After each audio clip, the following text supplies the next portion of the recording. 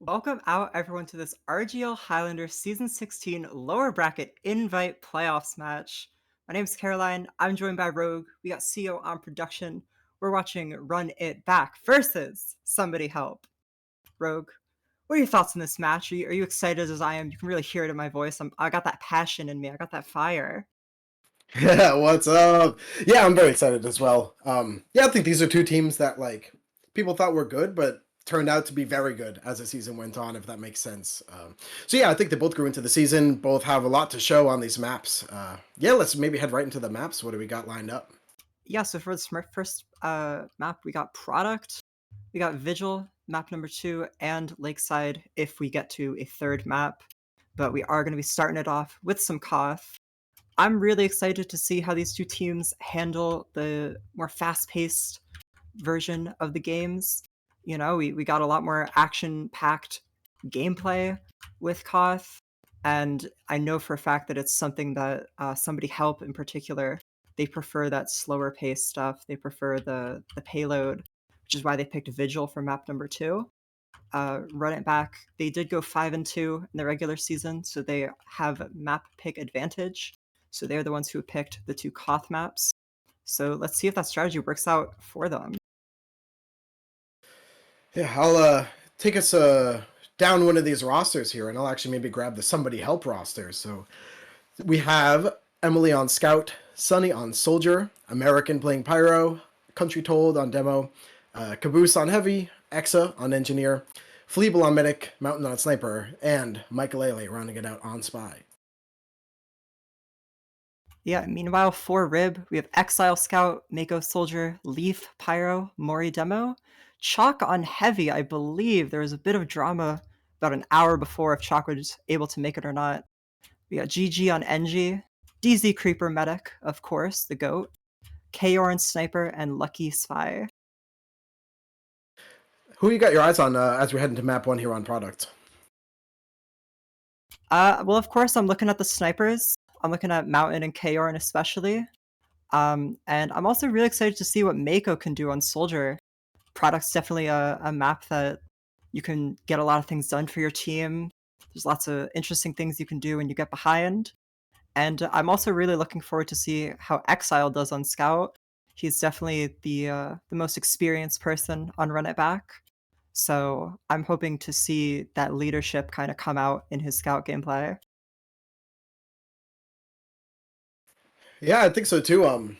Yeah, there's a lot to look at on the side of Rib, where yeah, I think Chalk brings a lot to the combo as well, and is sort of like a great, force to rally behind over there. But honestly, I have my eyes on some of the players like Michael and Exa. I think are massive difference makers on Somebody Help, where it's kind of classes you don't look to every time to make the difference here, but especially on a map like Product, where that flank and combo coordination is what wins and loses this map. I think they're people who that the team will thank if they end up with a win tonight on this map. Yeah, I definitely agree with your point about Chalk. I think Chalk's a very underrated heavy. He's always been a very solid mid to high invite heavy. He hasn't really gotten the placements that he maybe is deserving of, but I think he brings a great deal of power to this combo of Rib. And also on the side of Somebody Help, I want to shout out American and I want to shout out Fleeble as Yeah. being both very older players, a lot very experienced, and I think that they really help make Country Toad feel more comfortable on the combo, as he's maybe a player I would say is a bit less experienced on this star-studded roster of Somebody Help. Oh, and of course we'll look at the scoreboard after the game, and it's like, whoops, Emily went 50-17. I swear they put up that kind of stat line every time, and yeah, especially against Exile. That's where you mentioned that like Exile will be a difference maker, like sort of to keep Emily in check, and yeah, as long as Emily is sort of corralled, I think, a little bit on the point and not allowed to roam totally free, then Exile will have a job done.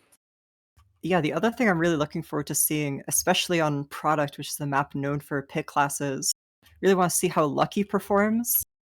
This is it's his second season actually in Invite on Spy, I believe, and I'm interested to see how he's going to perform. I think this is his first time maining. I know last season he kind of came in very quickly for Blinky. That was that. But this is his first time, I think, a full team behind him, and I'm really looking forward to see what he can do on product. He might slip into Churms, his pug alter ego, the demon of pugs, if you will. Ah, Poseidon quivers before him. Yeah, I'll on that spy train, I mentioned Micah Lele right away, and Micah's a player that's been in invite for like a while, like for most of RGL, I feel like that, people sometimes look at, sometimes not, like it's kind of a middling spy, but these past seasons, like I'm like, oh wow, what a surprising win for somebody help. But then I go back and watch Micah's POV, like whether it's on YouTube or a Twitch VOD or something, and I'm like, oh, wait a second, that was an obvious win for Micah Lele.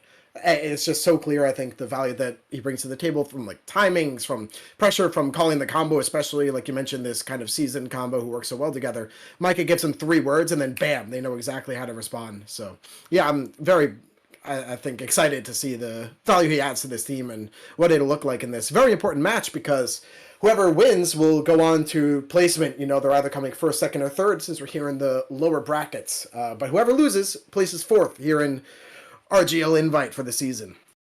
Yeah, the stakes definitely could not be higher. Every single round that you lose is one round closer to your season ending, especially in such a tragic way where you have placement in your fingertips, it's in your grasp, and then it falls straight through.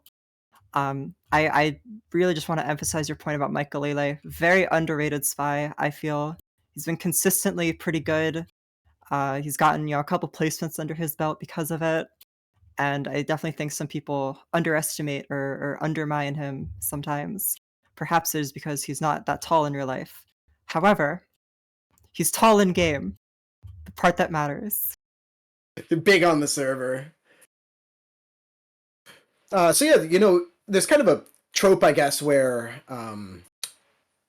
teams will like ban all of the stopwatch maps or ban all of the Koth maps. If you're better on stopwatch, you ban all the Koth and vice versa. But actually, our tiebreaker is a Koth map. So yeah, do you make anything of that, Caroline? Yeah, I think it definitely speaks to Rib's comfortableness, is that a word? On Koth. Um, it's a map that they lost in the regular season. They lost 0-4 to Team Fun, but it's Team Fun. It's the team that has won a bunch of seasons. So I don't want to just write off their Lakeside. I'm sure that they're very skilled on the map. Yeah, But Lakeside. yeah, Sorry, go ahead. oh, they lost week 2 to Asheville to WG, and then they lost on Koth again on Lakeside to Team Fun, and those are only 2 losses in the regular season. So I think it maybe is interesting that they opted to go for the Koth, even though at least on paper, it's not their best game mode. Right, and my team played was Roadrunners versus Somebody Help on Lakeside, and yeah, they wowed us. We thought actually we were more favored in the game, but we got rolled basically 4-0 by them. Yeah, due in large part to Mike Lele and of course players like American, who is famous for his super aggressive playstyle, where it's not like he's always playing on the flank, but he just sort of waits for the opportunity to blast a position open, kind of like in chess, where it's like time to trade everything as soon as American leads that way. So yeah, if it comes to Lakeside, I think Somebody Help's going to put on a great showing, but Rib, I mean, yeah, looking at Lucky, looking at Mako, like you mentioned, are not going down without a fight. Do you have any predictions for the scoreline for at least map 1? Scoreline from map 1. I'm going to guess. Let's see. I think I'm actually going to guess 4-3 for Somebody Help. I'm too excited, I think, about the kind of prospects that they have going for them. I think there's a great combo and star players on the side of Rib, but it's just kind of what I'm feeling tonight, How about you? Well, Rogue, I don't want to be biased towards my friends. I'm good friends with the helpers, as some may know. But I'm gonna be biased towards my friends, because like what else am I gonna do? I'm going 4-2. I'm going 4-2 help. I think this is how Somebody Help can still win. I think this is how they make playoffs. I think this is how they can still place. I'm going all in. I'm riding the cope train. I think Help takes it. All right. And with actually we happen to be going live, so I'll hold my point until later. And let's see if any of these teams can hold their points as well as I can. Welcome to round 1.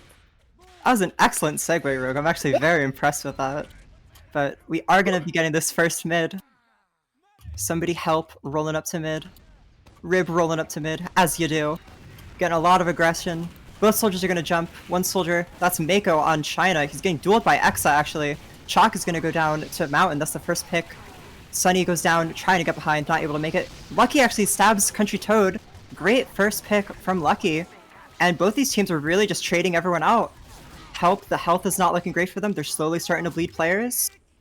And their medic died as well during that. I'm not even sure to who. But DZ Creeper is going to be coming up on full Uber ad as Rib is going to take this first mid. Yeah, that's how much medic matters in a long fight like that. You know, it's you're healing more and more. If it's a quick fight for 3 seconds, you're only healing 75 HP. But over 10, 15 seconds, the medic is all the difference. So right now, Rib trying to make their way forward a little bit. And actually, Mako lands on Country Toad real fast and Exile cleans up. It's actually a bit of a sack here onto DZ Creeper, but I don't know, a little bit disjoint as Emily is a very late probable death on flank. And there they go. Yeah, that one was a little weird from Help. It seemed like they weren't really sure what they wanted to do. I saw Country Toad drop into pocket way too early. He kind of stood there for a second, not really sure what to do. They go for the sack, but by that point, people are disjointed. It's just not a successful recipe. Kaorn gets a snipe onto Mountain. That's going to make this walk up for Help a little bit more difficult. They are coming up on Uber at least, but no sniper. We are going to see Rib getting onto the point because of it. They're stuffing these doors very well. And Michaelele gets the stab onto DZ! Oh my gosh, it comes out so perfectly from Michaelele. Help is going to pop as well. They're just cleaning up kills. They're getting shock. Leaf is going to fall as well. They're swarming onto this point now. The Rib players, they should be getting out. Shouldn't be many more deaths. Exile is going to go in. Gets Country Toad. But that's about it.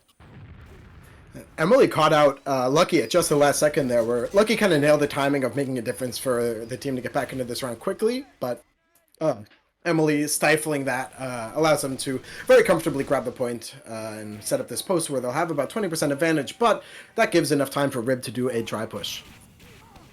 Yeah, they are going to be setting this up. Sunny's down, so Connector's looking a little weak.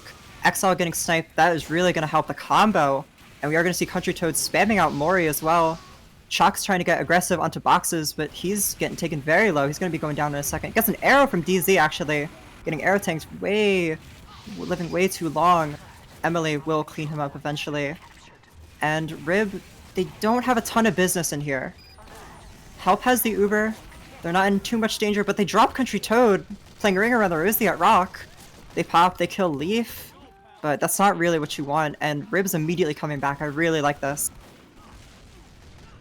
3 down, and of course, whoever owns the point has the slower respawn times. So all of the players down on somebody help will take a long time coming back, so everyone on Rib is able to come back and get set up, and notice how forward they're playing compared to somebody help. Right now, Exile, Mako clearing out that flank, and actually getting a pick onto Caboose. Sunny's down to literally 1. And they're shoving all the way forward onto the enemy concrete. Gets a little bit greedy, Exile does go down for it, but listen, this is the kind of time buying you need when you're trying to hold the point for as long as you can. You know, don't let the opponents peek any of these doors without having to run all the way back for a pack. Yeah, I actually really like that aggression onto grass. They're buying lots of time. Ubers are going to be evening out. We are going to see DZ Creeper pop. Mori jumps forward, and he actually takes on Fleeble. Fleeble dying at 97. They were a little too overzealous, walking behind Rock without the Uber just yet. And Mori's jumping forward. I know that Mori loves to jump in Ubers. He gets very, very far with these Ubers. So Help definitely needs to play a little bit more safe. And there's 30 seconds left. They're going to be dry fighting it. They're just saying, there's no Ubers, no problem. Let's just go for it. Let's scrap. Oh, Mako just sitting on the enemy China, getting a quick 3k. Actually, one was an assist where Kaorn assist on the snipe from long range downtown. And yeah, they're just getting shredded here as the offense tries to make their way in. Yep, Mako gets the perfect initializer, leading in from that high ground, spamming them down. And yeah, there's pretty much no way in with this amount of time left on the clock. Yeah, it's the right call from Help to immediately fight, because they can't just sit around waiting for 30 seconds. As long as the other team doesn't have Uber, you might as well just go for the 9v9, but Mako on China, jumping behind, getting out so much damage, so many kills collected, and it's going to make it a first round for Rib. A pretty decent round, all things considered. Help only got a minute off the clock. Rib looking comfortable thus far on their map pick. Mako again jumping behind. Last mid, it definitely worked out pretty well for them. He's drawing eyes, he's drawing Exa behind. Exa is going to get taken down, they trade. Country Toad getting really aggressive at Dogbread. He's going to take down Mori because of it. Lucky getting the stab onto Mountain. We are going to see Rib slowly start to reaggress. Help has bled a little bit too much. Kaorn jumping onto the top of the rock, actually. This very aggressive angle. He gets Country Toad for it. Sunny is left alone. Connector, he's going to have to jump out to play his life. It's another win for Rib. These are excellent, like, late stage picks from the pick classes, actually, as the mid goes on. Because when the mid starts, it's like, you know, maybe they're better positioning than yours when you both immediately show up. But here for Kaorn and Lucky to get these picks, you know, 15, 20 seconds into the mid fight and keep getting more. That's some spy on spy action. Lucky getting Michael, but as Uber's come out on point. Yeah, Mori's knocking them all around. The Uber is going to end on concrete for help. It's a little bit weird. They're going to wrap around, enter through main. Now looking towards Dogbread's side, perhaps. But Rib is bleeding players. They are going to slowly be backing away, surely. They are going to give a point. There we go. Help is swarming it. And yeah, that was a strange exchange from them.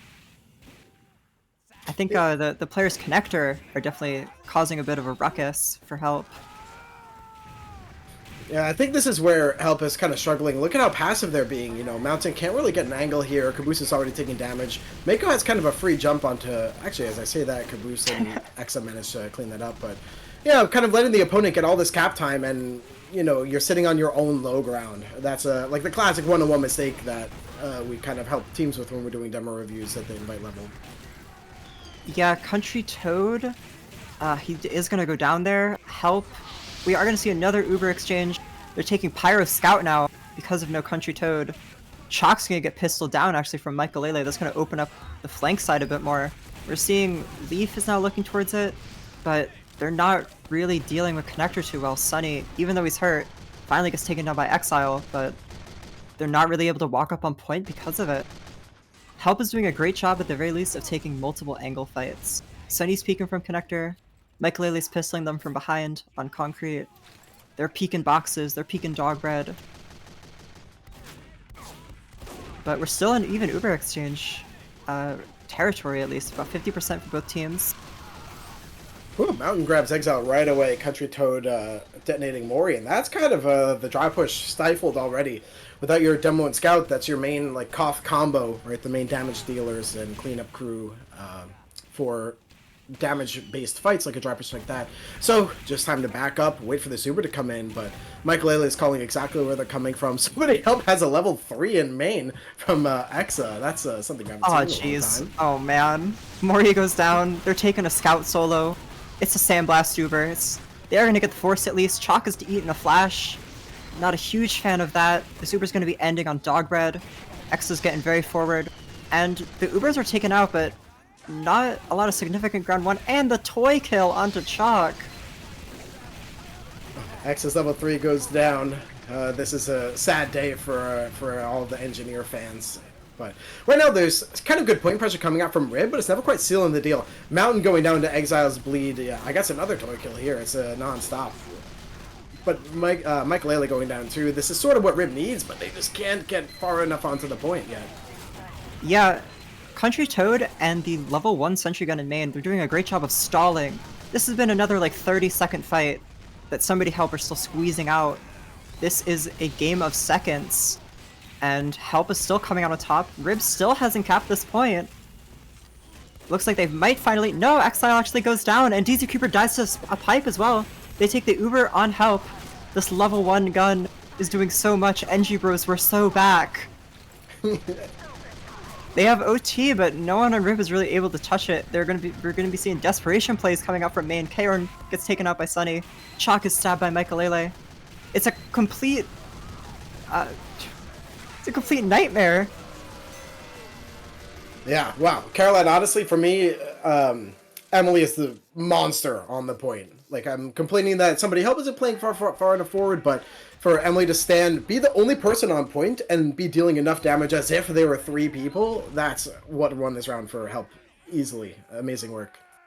Yeah, the final 20 seconds of that round, really the final minute, was just total chaos. This mid, I want to see what Rib are doing different. Mako actually makes a mistake on his bomb. He backs up. Country Toad gets piped down by Mori. That's what you want to see from Rib. The mid fights of theirs are definitely successful. Help is immediately going to concede.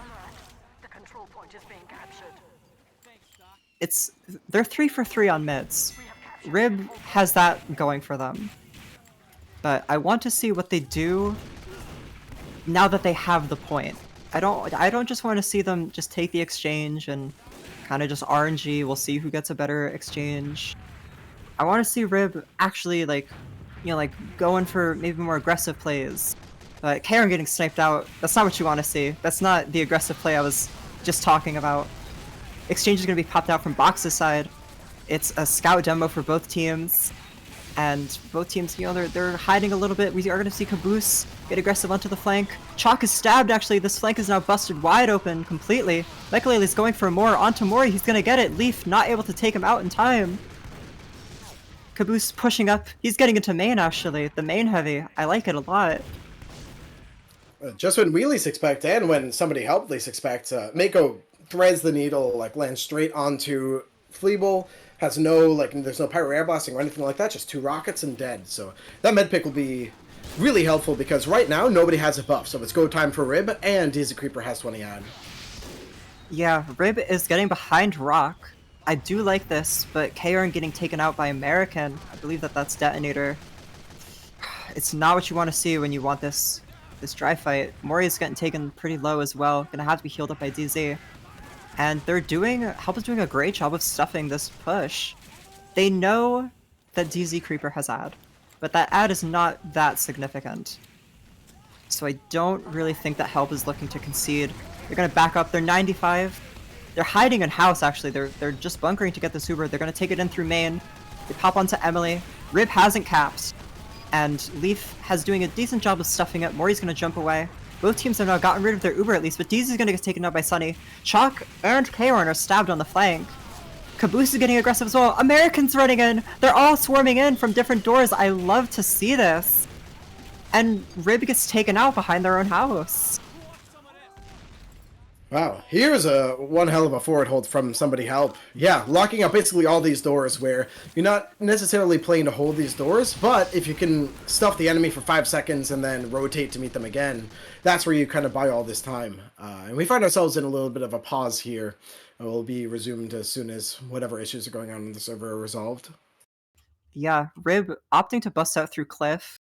It's pretty standard, I would say, at this point, is to go through Cliff. Exa taken down immediately, and I think it was American who was there as well. I'm not entirely sure who else was at Cliff, but they weren't really able to spot the door. They're just a very quick headshot onto Exa, and Rib is now through. They have a ton of space here, at least.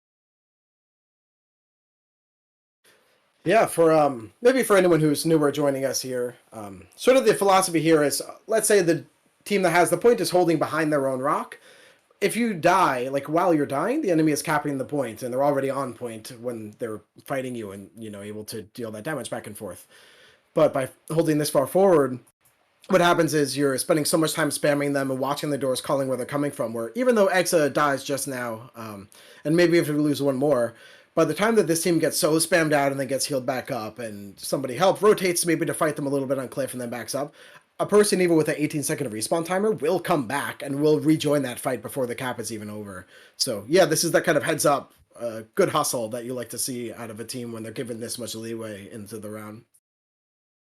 Yeah, so the nature of the forward hold, now that they've lost a forward hold, Help has to back up, or they have to really commit onto Mountain. Mountain is hard scoped on grass, looking at Cliff.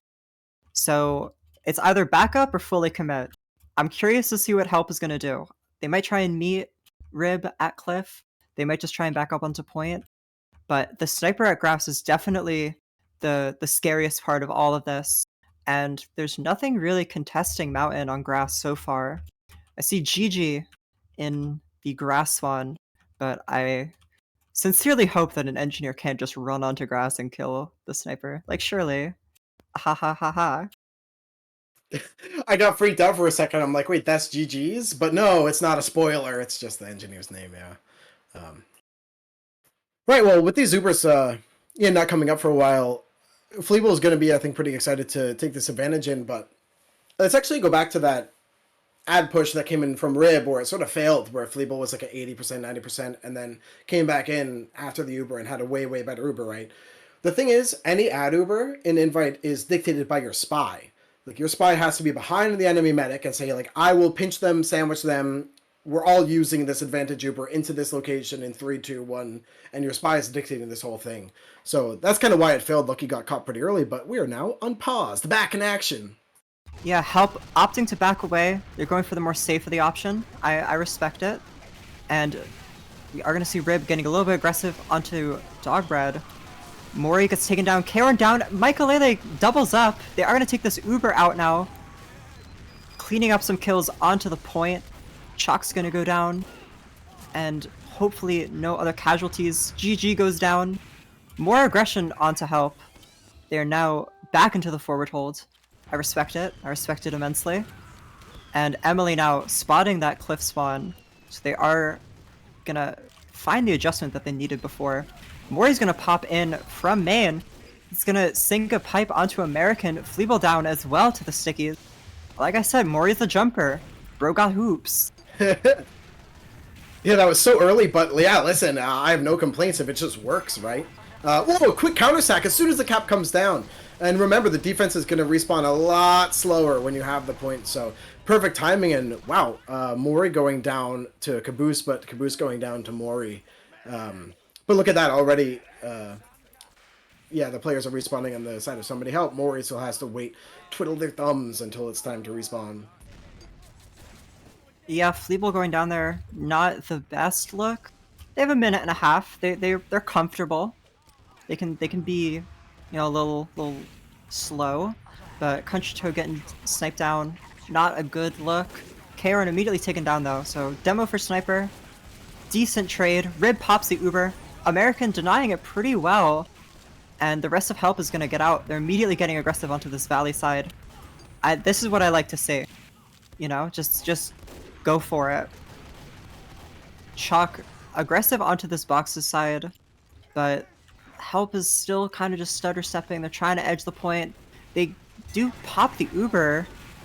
Mori gets stabbed. It's not awful. It's not terrible. Sunny actually though clutches up, takes out DZ on grass. That Uber was looking dire before Sunny got the bomb onto DZ. It was a bit of an awkward demo scout Uber on the box's side. But Emily and Michaelele gonna clean up 2 more kills as well. There's 10 seconds to go. Rib shouldn't have any say in this. They are gonna get aggressive. They have to. They're walking up valley side.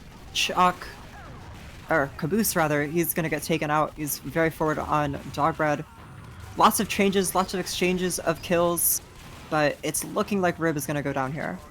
2-1 for help. They complete the comeback after not the best first round.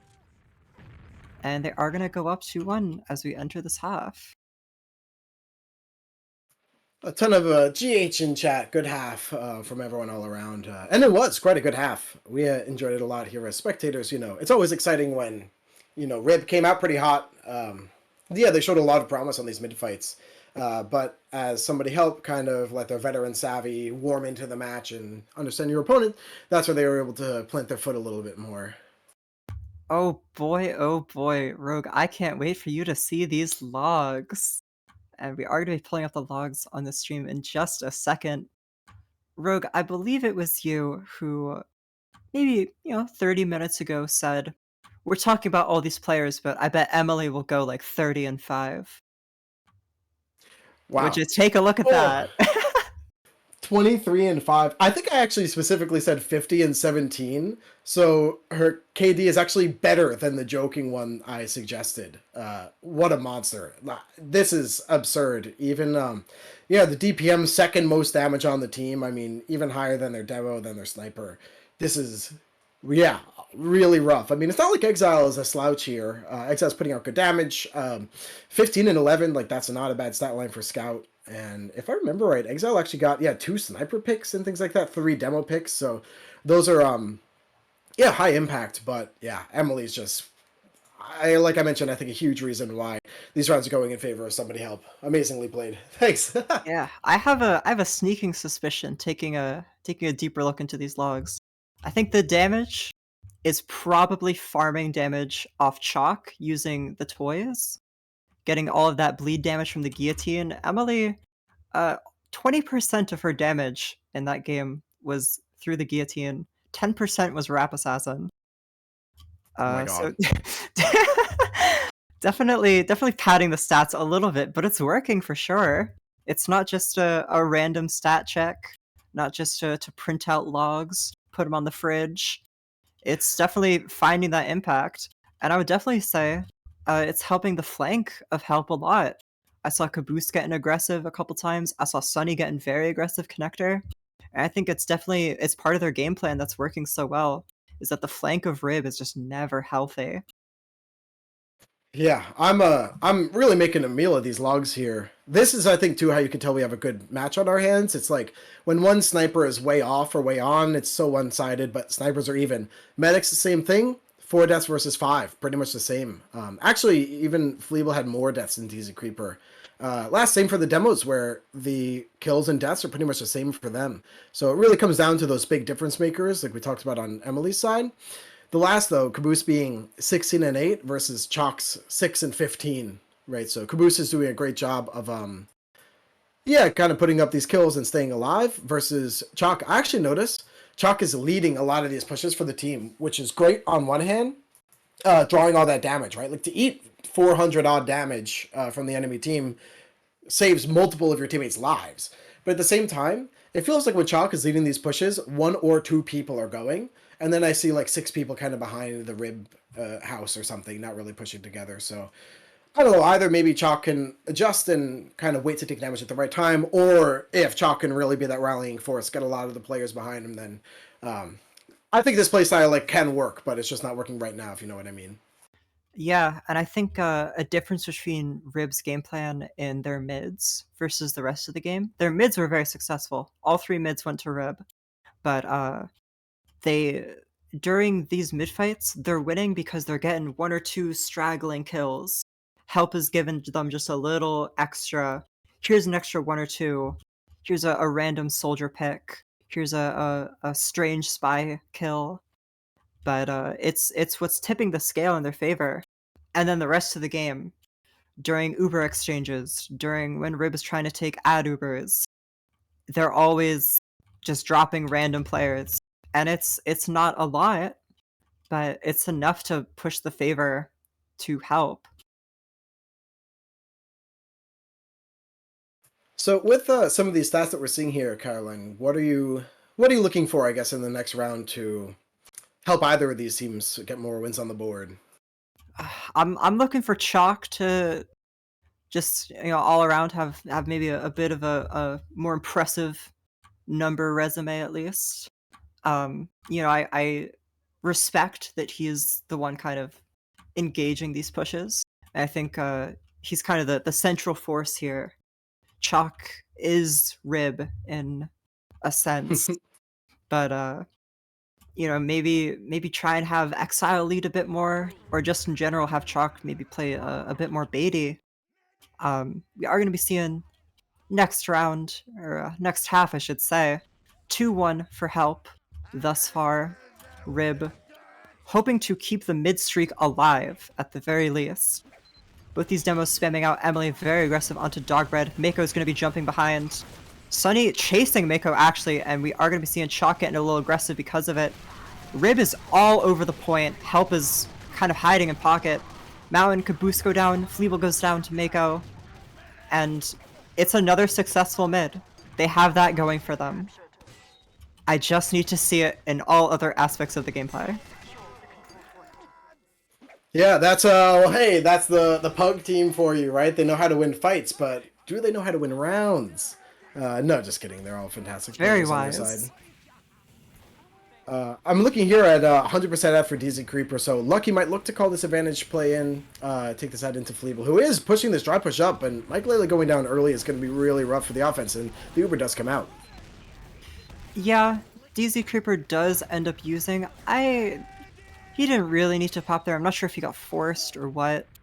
That was a little strange because they aren't really able to find anything. Fleeble gets sniped actually by Kaorn, so That's all just thrown out the window. Rib still has the advantage.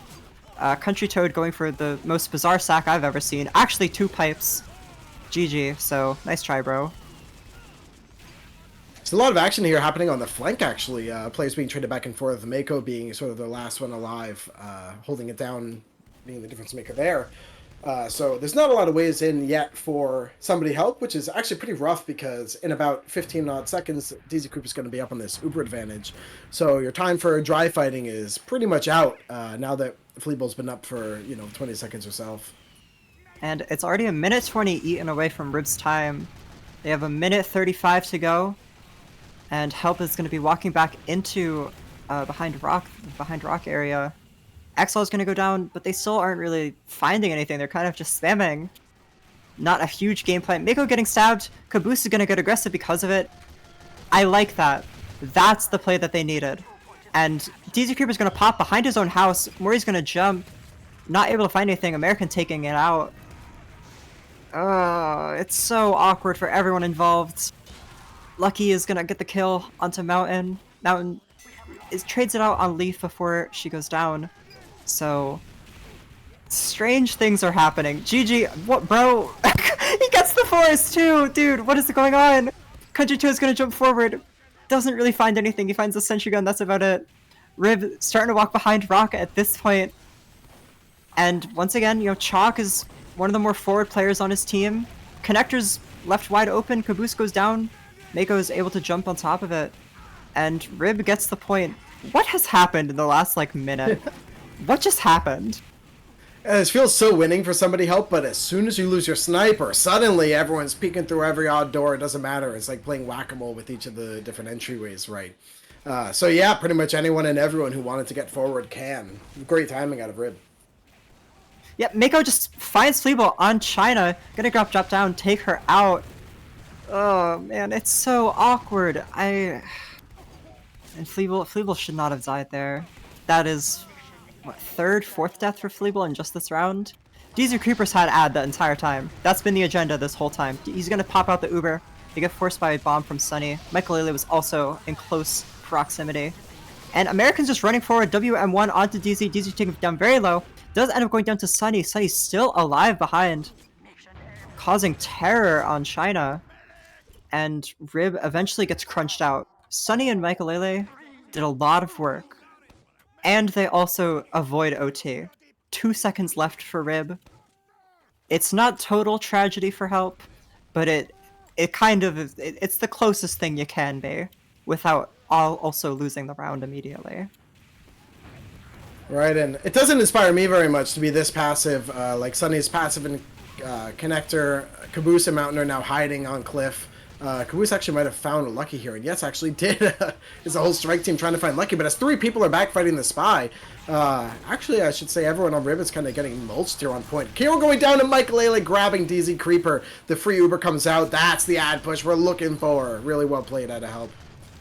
Yeah, Michael Lele was biding his time on Cliff this whole time. They knew where Kaorn was. Kaorn was posted up on concrete, but as soon as Kaorn loses that SCS, Help can be a little bit passive. It's alright, because Rib is not really taking the space, and they can't because there's a sniper set up on Cliff. Ubers aren't in play for another 20 or so seconds. There's actually a lot of cap time, and look at this. Fleeble's taking so much damage, again, just being on that low ground. GG and Kaorn working together to get Caboose too, so no Heavy to help defend the point. Oh, there's so much cap time going down. Country Toad can put maybe 100 damage into each person, but Emily going down to a sniper is what'll seal the round for Rib here, so we're tied up at 2-2.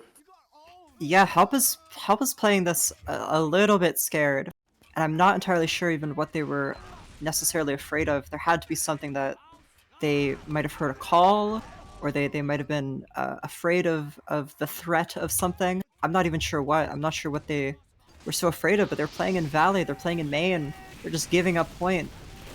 Mako jumping across. It's another soldier behind at mid. He's getting a lot of eyes drawn on him. Mori's getting super aggressive. He gets taken down by Caboose. Lucky stabs Mountain, and Kaorn is traded out by Sunny. Lots of scraps picked up. Chalk gonna be taken down, the final scrap, hopefully, in Connector. And Rib has no more business in this. mid. It might be. Surely.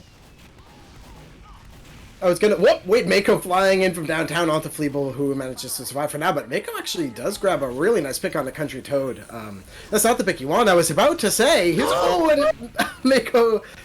Sorry, Mori getting Fleeble as well at the last second here. I was going to congratulate Help for their first mid, but psych, not yet. Wow, yeah, the aggression from Leaf and Mako gives so much space to Rib. Rib's able to re-walk behind their rock, and Mori, the heat-seeking pipes, find Fleeble. I believe that's either a drop? Yes, that is a drop actually onto Fleeble. So, DZ Creeper is at Uber now, and they shouldn't be afraid of anything. Yeah, Mori's gonna take this Uber, gonna jump aggressive. You know he's a jumper, but not able to find Fleeble. 40 disadvantage for Rib, but they're doing okay at least. Shocking sniped maybe changes that, but yeah, rattling these off gets shoved off. Man, no, they cannot deal with Mako behind. Mako is such a menace on China. Takes out Fleeble again, and that's really the huge difference maker from the first round. That's the big difference is Fleeble is dying way more, and DZ Creeper actually gets taken out by Sunny. Sunny with the chase into Cliff Spawn actually catches DZ Creeper out on rotation. DZ Creeper going from Cliff to his own spawn, hoping to maybe regroup with his team at main, but Sunny catches him on the tail end, and that's a miracle that really Help needed. Yeah, Mako's rocking out here. So excited to see. Mountain is really holding it down too. Holding down this flank by getting that sort of long angle from Cliff onto Concrete. And Emily, again, is moving Mountain 0 on point. Or not, sorry, that was a weird reference because Mountain is a player. Mako almost grabs Fleeble. American gets a reflect. But anyway, yeah, this hold so stalwart from somebody Help where they keep, you notice they kind of keep just barely winning these holds.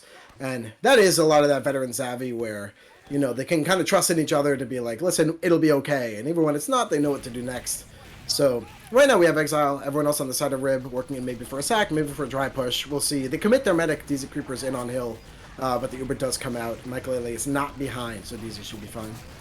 Yeah, Leaf's gonna stuff it pretty well. Chalk is taken out behind Rock. Maybe a bit of a straggling kill. He probably caught out in a position that he shouldn't have been in. Karon getting sniped maybe is not gonna stop Rib from trying to get onto this point. They are slowly edging it out. That's Exile into the cap. They're getting very aggressive boxes side. Michaelele though stabs out DZ Creeper, and Sunny with the follow-up picks up 2. Help just walks across completely. Rib eats the bait from Michaelele. As soon as Michaelele gets a stab in main, all of them turn and look at him as he walks towards grass. And it allows Country Toad to walk across point. It allows Sunny to jump across. They're none the wiser. Their backs are turned, and they get mulched up because of it. You know what Pokemon, it's like, Professor Oak's voice rings in your head. There's a time and place. I just had Dewbringer's voice play through my head when he did that 900 damage bomb through main from Sunny on the enemy team, screaming, "It's awesome!" Yeah, that's a play you dream of if you're Sunny, playing Soldier here in Invite. But anyway, Emily and Country Toad taking the Uber in. DZ Creeper surfs that out, no problem. Got great mechanics on DZ, so yeah, that's the kind of surf you eat for breakfast. But right now, Exa and Emily holding down the flank, kind of preventing Rib from peeking forward, buys a surprising amount of space. You know, when 2 players are holding back 5, that's everything you could hope for and more. Yeah, I would have liked to see Help maybe try and crush them onto grass. They knew where most of the team was, but they, you know, kind of just conceded the point. Mako with a high bomb onto Mountain. And actually, the chase is on with Fleeble, trapped off from main. She is going to eventually back up. Mori not able to find the det. And... oh no, wait, she died anyway! Oh no, it's so bad. That was from Kaorn. I didn't even catch where. Kaorn is moving and grooving here. Now just retreating from Concrete, heading back to Rock to chill with the team, get that buff. Mori kind of scouting out where the enemy team is coming from. Actually, somebody flying in. Wait a second. The force comes right out. DZ Creeper has 20 HP and drops Exile, actually. Just hoping to keep players alive here. That's fine. The Uber's off the board. And this round's actually quite close because somebody Help has enough time for 1 drive push when everyone's up. After that, it'll be Ubers. And after that, the round's over for Rib. So Let's see what they kind of have to show us here with the amount of time they have on the clock. Yeah, they do have time to build up an Uber. They're at 50% right now with 45 seconds to go. But I don't want to see them wait for the Uber. That's a bit more of the risky play, honestly. Caboose getting taken out by the heat-seeking pipes of Mori, and Mountain maybe going down on the flanks on the backside actually does go down. And it's just a weird, complete collapse. Help. It looks like they wanted to take the dry fight, but every single time that they go for something, they just collapse before they can even get there. Country Toad is dying in his own valley. They're not really gaining any space. They're just kind of, for lack of a better term, eating shit. Look at this, Caboose and Emily actually flying through the flank. That gives so much breathing room to your combo, but even then, fighting into an Uber here, they bleed 2 players on, they get no cap time, so... Now it's currently 3-2 in favor of Rib here on map number 1 of the first lower bracket run. The first lower bracket match here in Invite. Lots of strange things going on. Especially strange is all these kills onto Fleeble. You know, I'm sure that some of them are her mistake, but I would say a decent amount of them are also are a main calling issue, or her protective classes not being where they should be, or something not being called that should be called, and Help is just being caught with their pants down a lot. Um, One thing I also dislike that Help is currently doing is I feel like they're playing, when they have the point, they're hovering way too much towards the Valley. I really would like to see Country Toad especially playing more towards main side, because their team at least seems to have connector on lock. And if your connector's on lock, then you can just stay main, you can spam pocket really easily, you can spam main really easily. As long as you know that the sniper is not on cliff, it should be a good time for your demo man. But because they're playing so far in Valley, they're backing up way too easy, they're conceding a lot of ground. This rock in the center of the map is blocking a lot of vision whenever the other team is getting onto the point. And it's part of the reason why Rib is getting so much cap time just for free. Exile is sitting on that, GG is sitting on that little corner. Yeah, it's wild here. I'm peeping the stats real quick, and the kind of math here almost isn't what you would expect. Where looking at, for example, the kills, 3 of the top 4 most kills are all players from Somebody Help. From the damage side, 4 out of the top 5 damage dealers are from Somebody Help. And actually you can see, like, kind of from the bottom middle of your screen there that Somebody Help got more kills and did more damage, but won 0 rounds out of those 2. So, yeah, I think, like you said, it's sort of like a, I guess, yeah, a combo issue where losing Fleeble and stuff like that, but especially just, yeah, like, why, now that we have the point, what's our first mission, gang? I know, we should give up the point and go hide on the low ground. It's so easy to see for us as spectators, so, there's a lot going on in the match, but it's that kind of thing where if you're trying to win rounds in playoffs, that's the number one sort of mistake that you're looking to avoid.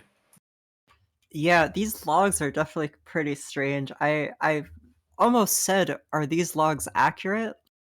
Because at least on the numbers, Stop the count. it looks good. Like, it looks good for Help. But one thing I want to say, and this is such a strange piece of criticism, the deaths are too low. It feels like they're giving things up too easily, and they're maybe not going for plays that they should be going for. And I'm not sure if it's because of fear. I think part of it is because their thought process is, oh, Fleeble just died, so I should back up and live my life. That way I can be prepared to sack later. But it's how can you lose 0-2 when your sniper has a 2.0 KD and your soldier has 400 DPM and your scout has 460 DPM? It's like these numbers do not make any sense. Yeah, I think back to like some of my like teams that I've really loved that are so aggressive, teams like MCM and like Yi as well, in this way where there's a big difference between winning a fight and winning a fight hard. right? Because here we're kind of seeing where I mentioned, like, hey, every time somebody helped was kind of just winning these. But the thing is, they're winning just enough to get the cap, and then they back up. Or they're winning just enough to keep the men alive, but then they don't go for the throat and use that ad into the enemy to, like, crush them and suffocate them, right? So I think at some point, like you mentioned, the main calling side, there's got to be that bloodlust to say, like, no, we're not just, like, holding the point. We're shoving it down their throats so they can't even have any kind of chance into this round and stuff like that. And to look for those openings, especially because, yeah, this stuff like this Sunny stat line is nuts. Like 17 and 7 as an invite soldier is, yeah, you would never imagine something like that. Same for, like you mentioned, yeah, the sniper KD of 2. I mean, both snipers doing well, and even Fleeble not, 7 deaths to 5 in 2 rounds. Yeah, that's kind of a lot, but I don't know. Yeah, I really feel like if, yeah, somebody help has that hunger to win this map, then they can. But if they fall asleep at the wheel, then we'll see another round score like we just saw. Yeah, 3-2 for Rib. They only need one more in order to win this map 1. And this mid fight is what they need at first. Chalk getting taken out, Mori getting taken out. It's actually a complete disaster from Rib. They try and get aggressive connector side, but the pick classes from Help. They are going to be getting Help's first mid fight. Lads, we did it. We're out the trenches. Help has won a mid fight. We're so back. Yeah, Ubers are even. Lived, yeah. And I just want to shout out D's Creeper as well. He's very close to 1500 HPM across 5 rounds. So he's doing a great job pumping out those heals. You're going to see immediate pop from him, and Help taking the exchange as well. It's a scout demo on both sides. Help pushes them back. Here we go. This is the part where that really matters, the post. Mako's jumping behind. He's done so great in this position. He's caused a lot of chaos, but this time he's taken out by Sunny. Kaorn is taken out by Mountain as well. And Rib doesn't really have any footing. They're just going to concede. They're going to group back up onto grass side. Maybe a re-aggression onto grass. Get the heals at least. But Help stuffs it very, very well. And it all starts with taking out Mako, not allowing him to do all these criminal things that he's been doing this entire game. Rib's going for the re-aggression, the dry fight actually. I do like this aggression. They're swarming onto point. They're taking different fights. Help is kind of hiding. They're doing the same thing that they've been doing the last couple rounds. They've been conceding, but Sunny's causing chaos on connector. They're gonna take the Uber across point. American's in it. He's trying to chase out Kaorn in-house. He's going real deep. Yes! He takes them down. Oh my gosh. And Rib is actually kind of all over the place, really. Help looking like a well-oiled machine in this round. That's the American we know and love. Anyone who's been watching TF2 for the past, 10 years will look back to that American from 2015. Mori and Leaf being down here, though, like, yeah, I'm with you. I love that push. And, like, look how much cap time they have after that push where, hey, even if we have a worse Uber, we got so much cap time already. We're playing upbeat, up-tempo TF2. We're playing to win. Invite's not going to win itself. We got to start somewhere. Mako diving in so much damage on the rock, and see that stifles the push so quickly from somebody Help, even though they're kind of in the driving seat here. Yeah, Chalk and Mako got aggressive onto the point, and they're actually going to get spammed out from lots of different angles. Help is... They're playing to their strengths. I said it earlier that they're peeking different doors, and I like that. They're really doing it well this round. It's why they're getting so much of the success. The flank of Help especially, I think they're doing a lot of work. Michael Lele, I want to see what he can do on the flank. He's been getting a lot of flank picks. They know that he's there at least. And the Ubers are immediately taken out onto the point, I should say. And nothing super crazy. The door is stuffed. Rib is starting to get back onto behind rock. They're walking across Dogbread. Mori's very forward. And American, again, he goes in deep. Gets a lots of damage, but they're all just hiding. DZ Creeper's taken very low. He has to back up. His team's health is doing very poorly. And Rib still going for it. Oh. Respect. No I was going to say Michaelele was the linchpin grabbing Kaorn at the last second there, and then from downtown, Exile hits the freaking home run ball onto a cloaked Michaelele. Wow, that was quite a shot. But yeah, so many players from River still down. They can't get a foot in this round, huh? Yeah, it's a perfect cleanup from Country Toad. Emily earlier picked up 2. Mountain picks up another. A total 180. It's 3-3. It's golden cap. Help looking strong as hell. And one thing I just wanted to shout out. Mountain gets the pick onto Chalk and flank. Emily immediately pushes it, picks up 2 more picks. It's those kinds of reactions. It's reacting to the game that's in front of you. And Help makes quick work of it. We're in this final round. Mako jumping behind. Exile getting onto the point. Country Toad gets taken down by Mori's pipes. And Mori's starting to get onto the point. It's this oppression from Rib that we've seen earlier and earlier. Sunny's jumping in onto DZ. DZ taking about half HP. Leaf doing a great job protecting. But it's crazy kills. So much pressure. Yeah, when you get your heavy kind of really well cemented on flank right there. Finally, Lucky... Oh, never mind. Lucky thinks better of it. And now thinks worse of it. Either way, Caboose is running with his tail between his legs. Come get me if you want me, as he goes down to 40 HP. The Ubers are out and exchange on the point. These are QPUs first. Try and get Fluke to just use and then collapse somewhere. Finally, Lucky does manage to clean up. So 7v7 on both these teams, but there's so much better positioning for somebody help. Yeah, even Ubers here. And Rib starting to walk back into behind rock. Mori's taken pretty low. DZ Creeper's not fully there. Mori's so much damage, taken very low. DZ having to beam him. But Rib slowly starting to walk their way back up. There's that aggression from Chalk. Mako jumping behind as well. Sunny's actually waiting on his own China. Insane scenes. But they actually get the pick. Help waiting on a respawn. And we are going to be seeing the exchange coming out in a couple seconds. It's been total chaos. This round has been... It's been a lot. Listen, we have our friend of Fireside, where it's Xenagos reminding us that Rib stands for run it back. So it's their time. It's their moment to run it back. Uber's on the point. Yeah, Country Toad taken out before that Uber happened. It's a scout solo, really. American trying to take a flash, actually gets headshot. And Fleeble 1 HP, Mako's on her tail, not able to find it though. She does escape with her life, but Rib escape with the point, which they're more than satisfied with. So much low ground here from somebody help. Like, you feel like it's kind of time for them to get moving, and maybe they're missing Caboose on that flank presence, kind of opening that up for them. Now Caboose is in position, but everyone is so hurt on the Valley side, called out so early. Mako going down, yeah, is that thing they're looking for. And whoa, Emily on 185. I take it back. I think this is an easy win for somebody help for this fight. Another easy victory for somebody help Highlander. Slowly swarming the point. Caboose was indeed the missing link on Connector, I think. As soon as he gets there, all those people who are on point, they're caught out. All the people are in Valley, they're too far back to help the rest of their team. Somebody help do end up making it out with the point. Even Ubers now. Rib gonna be taking this exchange on Dogbread. It's a scout demo. And Help concedes a lot of space before taking the Uber out on their own. Exile dies, Mori's jumping out. Lucky goes down as well. Mako gets taken down, and Sunny by Sunny on the flank. And Rib don't have a ton of business doing this, I think. Sunny is peeking the Connector. All these people behind Rock are starting to eat the same damage. And it should be a Help victory for this fight. Yeah, Leaf gets taken out. Chalk is taken out as well.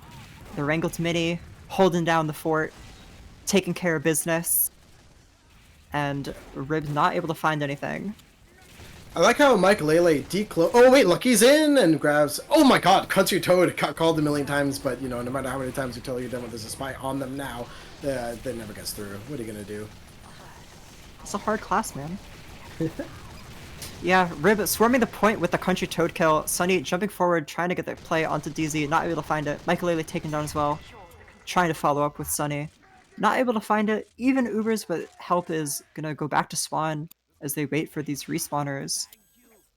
Time pretty even. Ubers even. This is exactly what you want to see in a final round. Is it going to be sweet, sweet victory or the bitter taste of defeat? And Lime. Ubers popped out on boxes. Caboose is taken out early. I mentioned before that he was the missing link. So not looking great for Help. Lucky and Leaf are taken out though. Not a bad start. It could be worse. GG's in goat mode. He gets no, bro. He takes out Fleeble. Really? Really? But Rib is dying. Really, bro? All right, bro. I'm so done. GG walks forward, takes out Fleeble. Rib collapses anyway. Their sand castles have completely fallen apart. And yeah, looks like there was a quick saw as well, so this is going to give actually a huge add to DZ Creeper. But yeah, that, what would you call that? Like, task failed successfully, right? Oh, Michael and Sonny are right in! Immediately DZ's down. Yeah, DZ gets down, taken out in pocket. Mako jumping onto Fleeble, trying to find her. She is going to go down to Mako, actually. Both medics are taken out. Rib die completely. Some of the members of Help are still up, at least. A net victory for Help. It's not looking great. You know, DZ's going to have a 15% ad. Hypothetically should not lead to anything. 30 seconds left. We're getting into nail-biter territory. And Rib is opting for the dry fight. They're all walking into Pocket, rather. Eating some damage from Country Toad. Mountain taking care of business, taking down Leaf. Chalk's very aggressive, but he's caught out alone. Country Toad's gonna get the kill onto Chalk. These players from Rib, they're hiding behind Rock. There's 15 seconds. They have to go for something. They take down Emily and Michaelele. American gets stabbed as well. Help is falling apart. This is just the initiative they needed. Exile now kind of taking the point, and yeah, you're looking to just make sure you get that cap down. Don't want to lose this cap time, but the Uber's coming up for Fleeble. Oh, but Fleeble goes down to Lucky, the revolver, all the way on the backside. So and right now, DZ Creeper has 100% ad, and they get the point. So with 40 seconds left on this map, somebody Help has to push a, what is it, impossible boulder up an infinite hill into this ad fight. Yeah, they had everything going for them, but those random straggle picks, it's not what you want to see, and Lucky on the back line takes out Fleeble as well. Sunny, the aggression, bomb from Sunny, DZ Creeper is going to take the Uber. Hopefully doesn't find anything else. They find American. You have, Caboose gets taken out as well. That might be the nail in the coffin. They have 3 seconds of no spawners. Country Toad's left in his lonesome. GG running it up. I respect that. Fleeble's jumping onto the point. They're trying to get onto it. Michaelele, 10 HP onto it. He's taken out. Rib coming back. They take it 4-3 in a round that it seemed like it was shut-eye for them. Wow, yeah. Amazing from Rib. Yeah, they run it back. Listen, what do you think they named their name for nothing? But no, incredible play. I think kind of everyone on Rib stepped it up, especially from the main calling side, like we mentioned, where, yeah, they're playing forward, they're winning these mids and then doing something with it, taking even these ad fights and these fights off Ubers to make sure they make a name for themselves in these rounds, even when they're not clearly winning. This was back and forth. And yeah, what a different world, I think, if somebody Help plays a little bit more aggressive or plays a little bit more positionally. What do you think? My mind keeps on going to 30 seconds left. Rib sacrifices everything to get the pick on Fleeble. They sacrifice everything. Help has 4 or 5 people down, but they still have people alive on the point. And those people kind of just back up and don't really do anything. I guess they were afraid, they didn't have heals. But it's just so... What could have been? What could have been? And we have the combined logs. I'll actually say, just in those last 2 rounds, there was overwhelming more kills for somebody Help and a lot more damage. Again, the top 4 top fraggers were all on somebody Help. I mean, Emily like 17 and 5. Yeah, let's take a quick look at the combined logs here and get the full picture of this 4-3, which is such a close match, which is what we signed up for here in Invite Playoffs. So I believe you predicted 4-3 for Rib. So you were right about that, but you also nearly perfectly predicted Emily's scoreline: 54 and 18, 267. Oh, in a losing effort, sadly. That's Herculean nuts. effort. DZ Creeper, 1500 HPM. Very impressive all around. Yeah, that 1500 HPM. Yeah, like as a medic player myself, and I know you're no slouch too, right? That's a shocking stat line in a way that you have to manage your crit heals amongst your team so effectively and have your team work with you and work for you to enable you to do that. So that just kind of shows where, in some cases, we mentioned that Rib was having trouble finding their way back into these fights. They're still able to rally themselves and work together as a unit in a way that's shown by the statistic alone. Rogue, I have a story to share.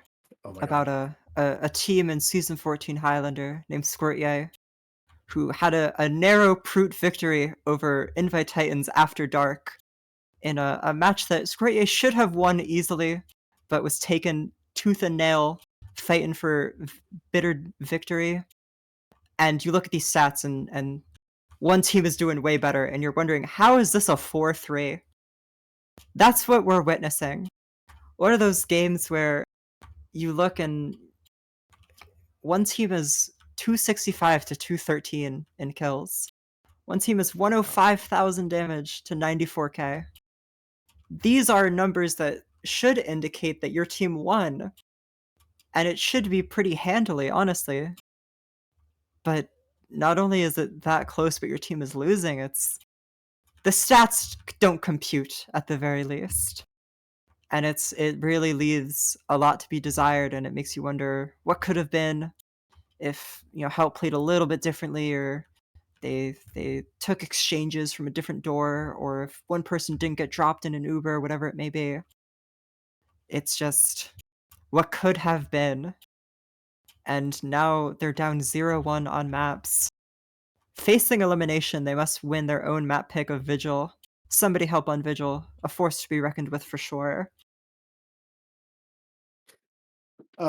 First of all, Narrow Proot Victory is a really good band name. Second of all, you make a great point.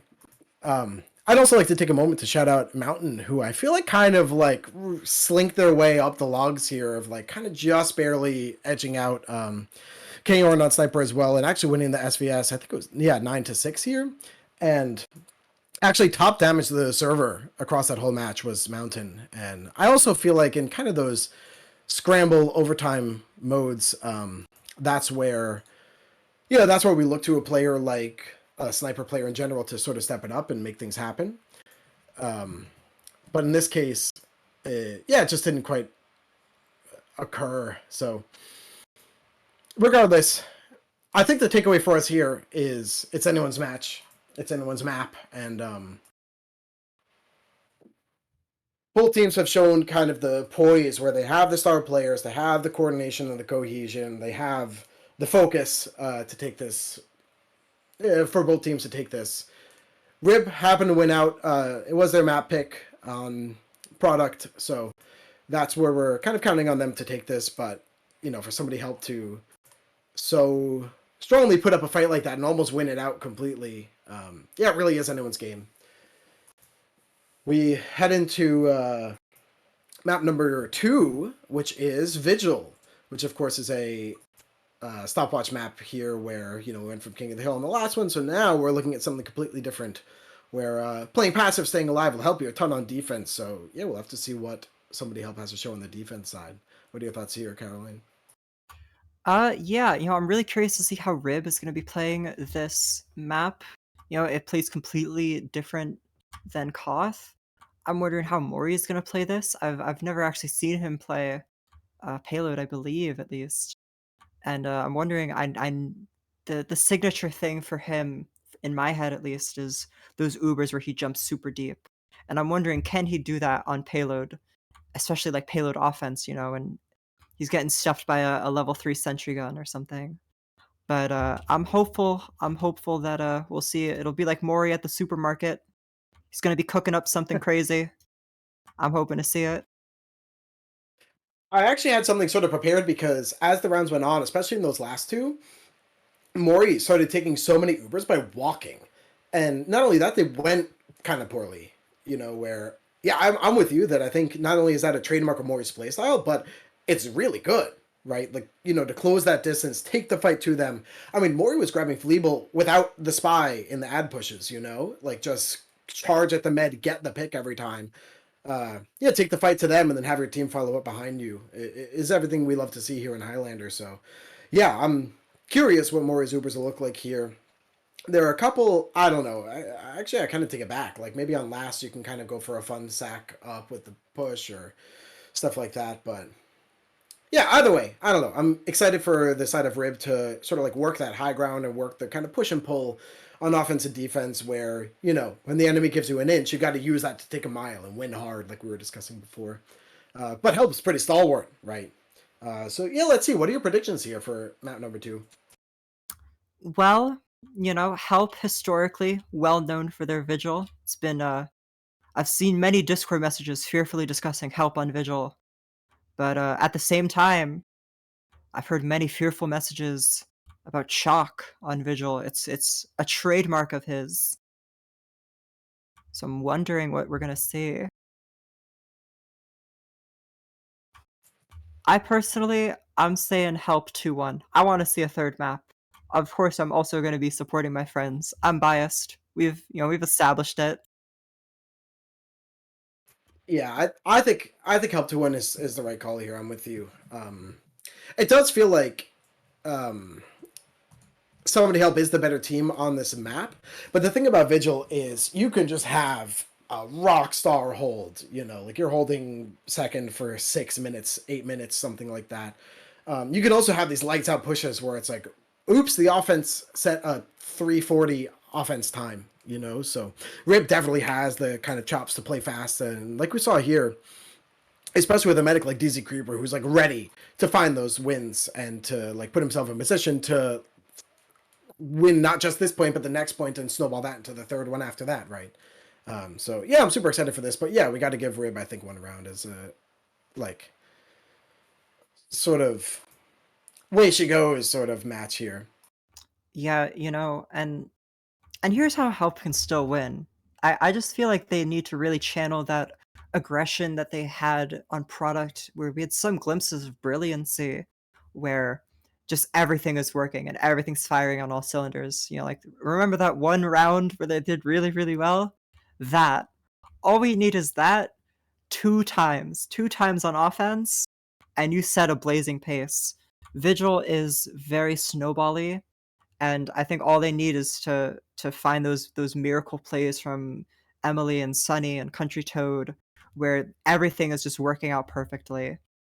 All they need to have that two times on each offense, and then they're getting their 2 rounds. And it's something we know that they're capable of. We saw it in the last map, but the stars need to align, and their star players really need to hit their shots. Something else I am kind of fearful for, though, is we just spent quite a lot of time talking about Emily putting up some big numbers. You can't really do that on Payload Scout. You have other requirements. That's true. When the scouts on cart is being the main cart pusher, then yeah, you're kind of stuck there. And even on defense, it's like you can't peek too far because you don't want to go away from your own beam, and no one's going to just walk into you unless they're like an Ubrid player or you're already winning, losing something pretty severely. Um, but I actually wanted to go back actually to my like. Do you remember that I was like, oh, there's a point that I will hold, and hopefully whoever team can hold points too. So what that point I was trying to make is there's something that we talk about in best of threes like this, especially in the lower bracket, especially in playoffs, especially this late on a Monday night, right? Where the mentality tends to play a lot into the match and have a big effect on these teams. Now, the thing is for Rib, I mean, they have a lot of players who are great and who are resolute, but I think it'll affect them a little bit more than a team like Somebody Help, who is so vintage, right? They're seasoned. They've won, they've lost, they've seen it all. They've had comebacks. They've had teams like do comebacks against them, right? They've run it back. They've had other teams run it back, but I think Somebody Help on one hand will just like shake off the loss and say like, we could have won that. We happen to not. It's okay. On the other hand, there was a little bit of like drama here for the folks back home where between maps, like we got onto the next one and then all 18 players were stacked on red. So there was like a debate of who gets to choose the teams first. It's like whatever team didn't choose the map, I think gets to choose the side or something like that. And then on top of that, we switched servers too. So someone maybe had a ping problem and things like that. So I can't say who, like, I don't know who was having sort of these issues and things like that, or where this came from, but we would hope that one of these teams isn't letting it get to them too much as we progress into the match. Yeah, the pressure really is on. We mentioned it earlier. This is for placement or elimination. It's to etch your name in history or go home empty-handed. And Help's now 0-1. They're playing catch up. Everything from here on out is must win. They have to win Vigil. They have to win Lakeside. And Rib, not to say that they should get cocky or that they should, phone it in a little bit, but they have a blanket. They have a safety net. They're up 1-0. They're feeling comfortable. They're feeling comfy, feeling chill. And the pressure is maybe not on them. They don't have 0-1 breathing down their neck. Help does. And in this tense, dramatic air, I'll lighten the mood a little bit and just take a moment to thank everyone who's supporting Fireside Casts. We love what we do, and it's so exciting to bring you some Highlander and, sixes, I guess, from time to time. I wouldn't know. But anyway, thanks everyone who's pledged to our Fourth Wall campaign, where there's monthly memberships. It's kind of like Patreon if anyone's interested. There's perks like channel VIP. You can get like unreleased videos that are really interesting, other types of Fireside content. So I appreciate everyone who's helped by subscribing, allowing us to do what we do, what we have so much fun doing. So if you type !subscribe in the chat, you can subscribe to the Fourth Wall as well. And of course, I'll also shout out the Fireside merch, which is super comfortable, really fun. I like the Fireside hoodie on the blue background. It's a really striking kind of contrast on the fire. So, all right, I've enjoyed this. I don't know, is it an ad read if it's like, are we advertising ourselves or advertising by being live? Regardless, thank you for supporting us. What do you got for me? Philosophical questions from Rogue. What we love to see in our TF2 streams. With our mind, our mind's back on the action, hoping to get started in just a second. We have 16 in the server, so we're getting there. We're getting there. Help has readied up, so they have all 9. They're good to go. Yeah, I'm curious too. So last week on Fireside here, we casted the one of the advanced matches, and the teams actually did opt to hold kind of farther forward on first tier, where maybe for people who aren't as familiar with the Vigil meta these days, people started by like kind of hard holding first, and then by really like not holding first at all, basically just having a gun that barely watches some of the cart path. But then some teams like Hood Naruto aggressed farther forward again after all this time. It did like a half forward hold. So yeah, I guess view Caroline, do you think we're going to see from either of these teams the hold on like the flank where they have a sentry gun over there?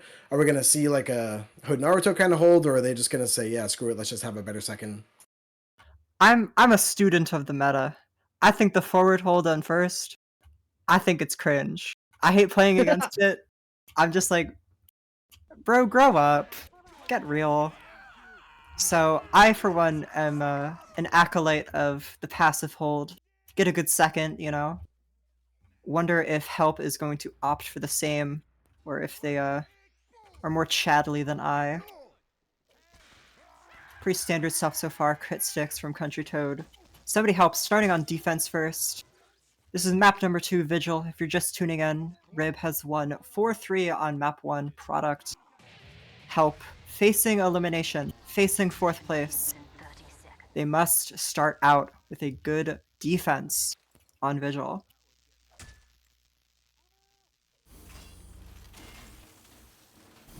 Yeah, this is where yeah, we actually have a pretty standard hold. I really like this spot from Caboose. We've seen a lot of heavies play sort of on the rocks between Michael and Country Toad. But Caboose is playing with a Tomislav that makes no noise. Caboose backing up. Yeah, playing the default heavy spot. I mean, it's very good. The heavy's bullets come out of his eyes instead of the actual gun, so as long as you can see them, you can shoot them, no matter where the gun is. But Mako actually going for a quick bomb. Nothing to show for it. Mori spamming over. Lucky does get through. That's a big difference maker. Oh, wait, I take it back. Caboose saw the ammo packet taken and grabbed Lucky right away. K1 getting the snipe onto Country Toad will already sort of cue this back up. Yeah, nothing too crazy to commentate. Mako actually finds Michael. Michael got scared. Caboose playing passive in tunnel. Ribs, they're already... This point's given up. This point is secured for run it back. And now I'm curious if they're going to go for a sack, an immediate exchange, if we're going to see the classic chalk Uber on Vigil. The famed, the notorious. The tuber. Yeah, the tuber. They're not opting for it this time, sadly. They're starting to walk uphill. They take the Uber exchange onto Mori. Help now popping out the Uber. And DZ Creeper's actually very hurt in this post. They are going to back up. Nothing insane to be found. Caboose on Brass Beast. Slightly notable, I'd say. And Hill taken care of by Help. Uber's taken out 20% each. Mako jumping in behind. Gets the high bomb. The gun's taken down very low. Exile. Fleeble just dies. So Mori just dies. Just evaporated. Eviscerated even. And this should trigger a backup actually from Rib. They want to secure the Uber ad. Chalk going down there. Mako going down as well. Triggers a bit of a falling back. But 75% advantage for DZ Creeper.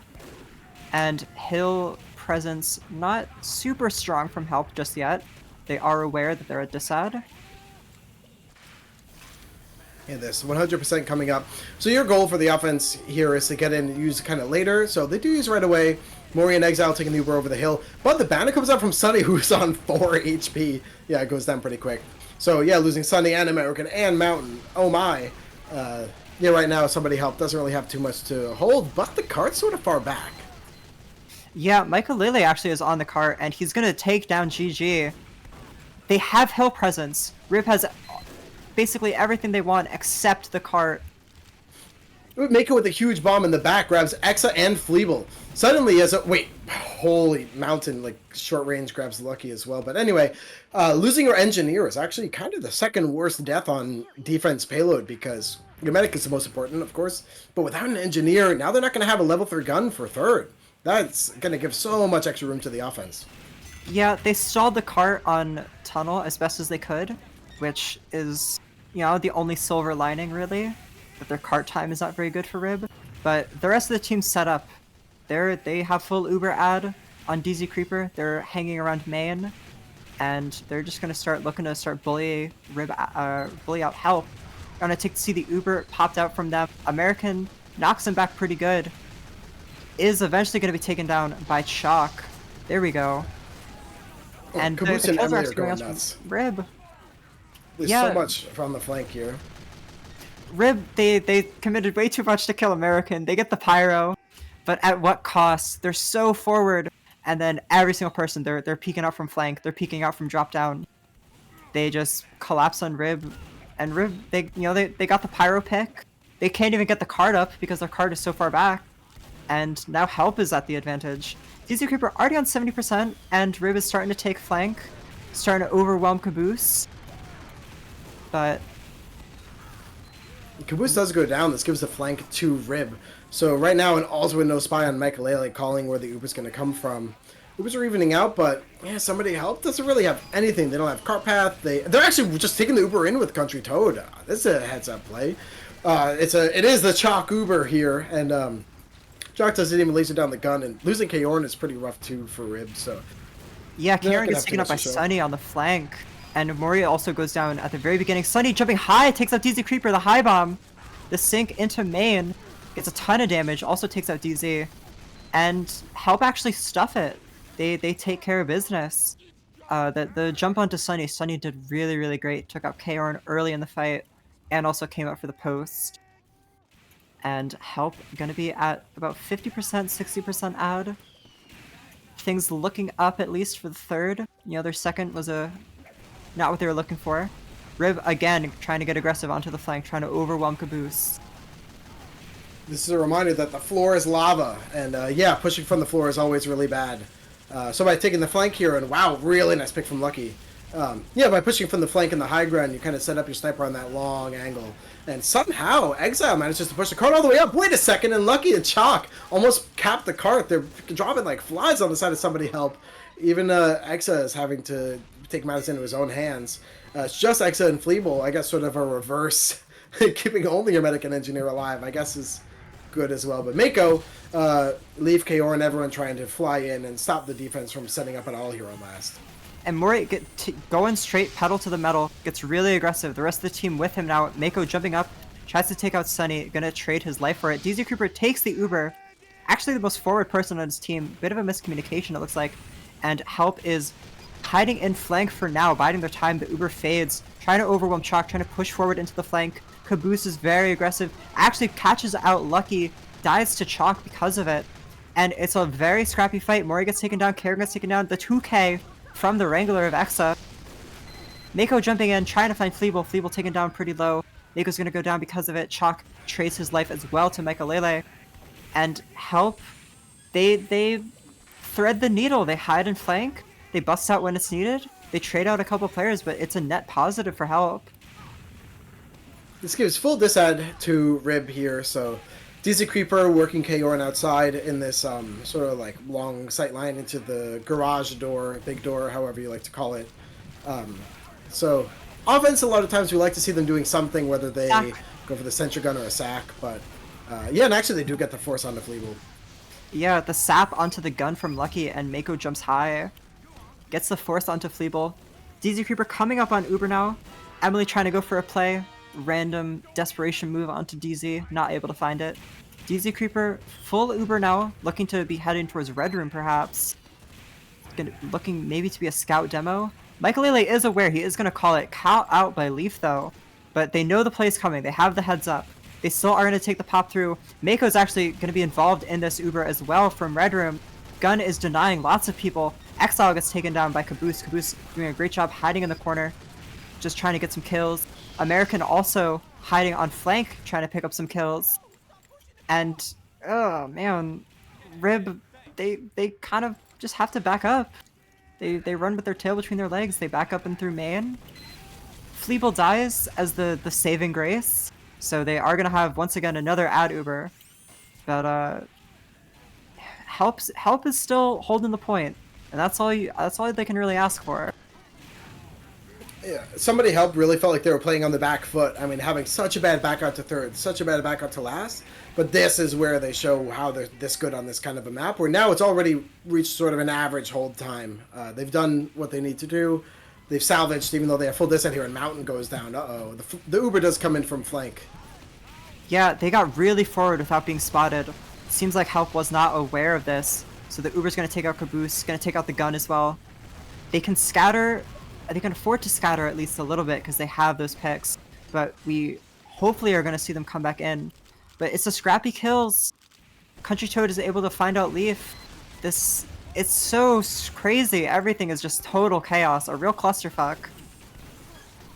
Yeah, they just so many people are trying to dive bomb the cart, but you know, the longer and longer and longer that people like Country Toad finally goes down, but suddenly there's 3 other players that are buffed and come back in. I mean, what you're looking for on the offense is, you know, by getting these kills, the defense is down for 18 seconds, 19 seconds. But if you don't get the kills quickly and then cap quickly, you'll see here, you know, the defense walks in for all of 3 seconds and is able to spam cart. Yeah, this last is so unique. It has so many walls, so you can still be physically close while not being in line of sight. So the scatter from Help is perfect. Rib goes for the sack. They do get the force. So there we go. That's, you know, something going for them. But DZ Creeper coming up on this Uber. And like I was saying, this last is so strange with all of these walls. Help is able to kite the last Uber because they're just hiding behind walls. As soon as the Uber fades, they peek all the walls again. They're able to break line of sight without being physically far away from the cart. So this cart's not making that up. Uber's going to be popped out. They get the chase onto Country Toad. A good start. And Exile's actually on the flank onto Fleeble. Fleeble ducking and weaving, actually also bobbing and weaving through Kaorn. And this Uber ends with lots of players on cart from Rib. Michaelele's trying to go in, stop cart. Does pop the DR, stopping the cart from moving up at least. But Rib slowly but surely overwhelming them. 10 minutes. It's a miraculous pickup from Help. Not the good first 2 points. A pretty decent third and a pretty successful last, all things considered. 10 minutes. They have to be happy with that. Yeah, amazing job, honestly. I mean, we mentioned for Help, like, kind of put any other team in those shoes where you have to back up to third, back up to last with such a tough uphill battle by losing your med and NG and having to hold third, but they salvage, and then losing everyone but your med and NG and holding last and they salvage. And I think Rib did kind of do everything right. right? They played up tempo, they got in the right positions at the right time, they kind of swapped between sacking players in and just going for something quickly versus taking time to set up the right play. Yeah, I think this just kind of shows us how powerful it is for somebody help to have chosen this map and feel so comfortable on this map, so comfortable on stopwatch. And yeah, we'll have to see if they have that kind of cool-headedness on offense as they do on defense. Yeah, I think Help is definitely showing some experience on this map, obviously very comfortable, like you said. And I think Rib, these Ubers, when they pushed last, they looked a little aimless. It looks like they wanted to, get the sentry gun and maybe get whoever's hiding on right. But apart from that, their Ubers are kind of aimless. Help was able to scatter, they're able to spread out. Rib really only gets 1 or 2 kills with the Uber, and then they just come back and collapse on whoever's cart. They aren't really able to find the kills that they're really looking for or find enough damage to get cart up significantly. I think that's part of the reason why their last pushes, they had like 2 or 3 Uber advantages that they just weren't able to really connect. Not too many fires coming down here, and actually just the cart kind of uncontested getting so far forward. I actually kind of like this approach where they stack 5 players on cart for most of the push. And yeah, right now they still have so many players here on cart getting it really far forward really quickly, which is always a problem for Rib previously, but here we go. Even Uber's pushing in a second. It's game time! Yeah, the round can actually start now as they get onto second.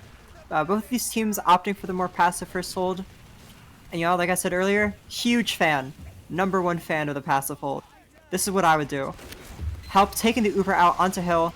Immediate exchange from Rib. And American and Leaf both doing a decent amount, trying to protect their teams. Ubers have now faded. Caboose getting a ton of space on cart through main tunnel. It's so much chaos. Americans jumping forward. Sunny's high. Country Toad is spamming out. They're getting killed onto Karon. They're getting killed onto Lucky, onto Exile. Chalk is being arrow tanked. They're trying to do what they can to get the banner out. But Rib is still forced to back up. They have lost too many. Anyone who is currently playing, who's watching this stream, please go back and watch this demo. That repush, like onto the exchange of the Ubers, back up and then come back in for somebody help is so not just textbook, but like just so clearly and effectively executed that we all have a lot to learn from that push. Every single person who died served a purpose. Every person who was alive had tactical ground. Brilliant out of somebody help. That is top level TF2 that's here to make waves and invite. Yeah, I said it was chaos, but it's controlled chaos. They're all focusing in on that patio area. American running forward. The WM1, it's not some random strategy that they're going. It's all coordinated, and I'm hoping this coordination is also seen in this ladder push. They take the Uber. Rib, once again, not a huge fan of milking in this scenario. They're just immediately going to pop. Both the Ubers taken out. Sunny being dead means that the soldier's not going to be able to go for any high bombs. High bomb's really great on this specific point. They're trying to overwhelm Chalk. He is actually end up going to go down. Mountain's just rattling away, picks up 2 quick kills, and Help storms up, and it's now 7 minutes to push last. It's so perfect thus far. Yeah, Karen, this is a good reminder that I forgot to buckle my seatbelt for this offense. God damn. Yeah, they peek main. Doesn't really find too much, but might as well. The cart time's still pushing up. They still are setting this push up. Fleebla at 85, DZ Creeper around the same. Gonna be seeing even Uber exchanges, and that is just lag, not a pause. And hopefully we are seeing Help go for an exchange in a couple seconds. Country Toad drops down, just dies randomly. Not the exchange we're looking for, but maybe a bit of miscommunication. Delays the push by a couple seconds, but he'll be back. Right now, Mako with the banner fading in Red Room. A lot of teams opt to kind of get a little cute out of Red Room just because it gets you so close to the offense. But right now, not finding anything for it, and that's okay. What we're really trying to do is buy time on the clock as the offense kind of chooses where they want the super to come, and it will be Red Room. Yeah. Exa with the level 3 on the flank as well. I'd just like to note that This Uber is going to be fading in main in a sec. Mori's totally caught out by Caboose. Mori's going to get taken down. It's actually Mountain on the flank going to pick that up. Traded out by Kaorn at least, but lots of Rib players hiding in top right. This makes me nervous. Caboose is slowly walking up. Emily's walking up as well. The level 3 is now in. It's sapped. Leaf is going to be jumping forward, trying to make the play, but there is just nothing going for it. Rib is going to be losing this. Officially losing this. There we go. And that is really, really solid from Help. That was, you know, a hiccup at the beginning of the defense. The defense picked up as it went along, and the offense basically as perfect as you could go for it. There was not a lot of delays in between pushes. I don't think a single one of their pushes actually failed. Just everything they went for worked. Actual, dare I say, perfect TF2. Yeah, you know, we mentioned earlier on that there are, like, you know, 3:30, 3:45 minute times, which are insane lights out plays, but the lights out times, the difference is those are when, like, you know, you win 2 points for the price of one. Like, you win so hard on one, you spawn camp for the next one. And the problem is that's not really reproducible. What we saw from somebody Help is every single push they had even 9 versus 9, no advantage, no crazy pick, no star player. They just had an exchange 9 versus 9 and won on second. They go to third, 9 versus 9 exchange, win the post fight. Move to last, 9 versus 9 exchange. It took them a while, but you know, they win the post fight so clearly that is the most reproducible and is such a strong indicator that I honestly don't really know what kind of avenue back in that Rib could have here, aside from their star players just going so nuts and taking a lot of chances to stop somebody helping their tracks. Yeah, continuing off that point, there was not a lot of downtime. Mountain went on an 8 streak. An 8 is the highest amount of kills in that half for the offense. Really impressive stuff for Mountain. And I like I said, you know, no downtime. Every single point, Mountain's getting, you know, 1 or 2 kills, and it's busting things open. That's the most obvious stat line though. Mountain 25 and 5. Next highest is Caboose at 11, so definitely a bit of a pop off from the sniper. The other thing I did want to mention, you know, Fleeble dying one more time than DZ Creeper. Exa only dying twice. Definitely what you want to see on Payload Engineer. But HPM was pretty even. For the most part, it looks like everything was more or less even, except for the obvious outlier of Mountain.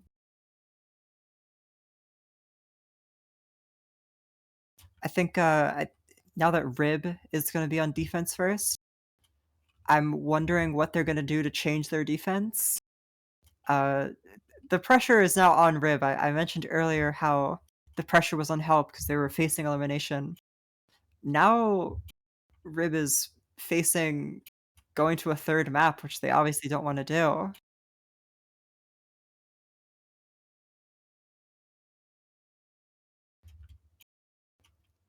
The other thing I do want to see from Help is I really just want to see them stick to this game plan of trying to work with Mountain. You know, like I mentioned before, constantly picking up good kills. You know, Rogue, what were your thoughts on the offense from Help? What do you think worked out well for them, other than the Mountain stat line of going insane? Yeah, let me think. I think this team has put in a lot of work in their map reviews, or just, you know, from the chemistry of playing together for a long time. There are always, like, you know, a couple role changes on across the team here of who hops in and out for different seasons of somebody Help, but yeah, really just their veteran cohesion. I mean, even as I look at people other than Mountain, it's like Emily basically going KD of 1, American KD of 1, Sunday KD of 1, Country Put basically 1, Caboose almost 1. Really, I mean, Exa going 10 and 2 with a sentry gun here, that's pretty sick, but even Mike Lele, a KD of a half, but you can feel how effective those calls were on offense and kind of orchestrating those plays. So I think, yeah, I think everyone sort of on Help not only did their job, basically, but did it to support each other, which is sort of all you could hope for on a team like this and on a map like this of a stopwatch, like we mentioned. We're coming now into round number 2 on map number 2. For anyone just joining us, map number 1 of this best of 3 tonight was won 4-3 by Run It Back. We're now on map number 2, where the first round was won by Somebody Help, where they had a difficult defense and rose to the challenge. So they ended up holding it for 10 minutes, even when their backs were against the wall, and then pushed in 5. So yeah, just phenomenal play out of them. Now we're in round number 2 on map number 2. So Somebody Help sets the time, and then Run It Back has to beat it. Yeah, so I'm really excited, I guess, for I don't know, maybe anyone at Rib to sort of step it up and take a chance, right? That's sort of the way back in for Rib. But here we go into round number 2. Yeah, and we are going to be seeing Rib on defense once again, so we can make direct comparisons to see how their defense might change, what their game plan is, now that they might be aware of some of the tricks of Help. You know, the cheeky sticky trap at spawn kill onto Caboose.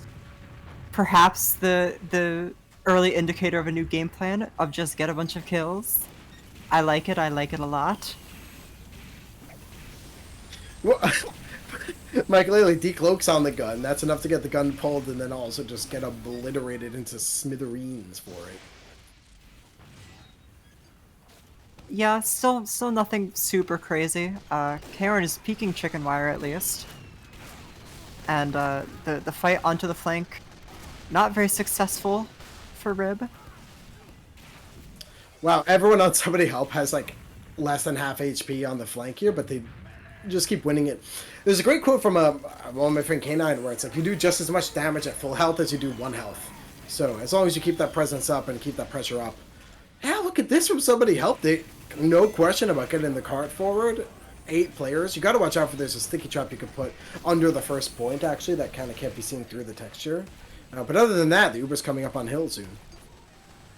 Yeah, you know, I'm curious to see, like, Rib, they fell to the controlled chaos before.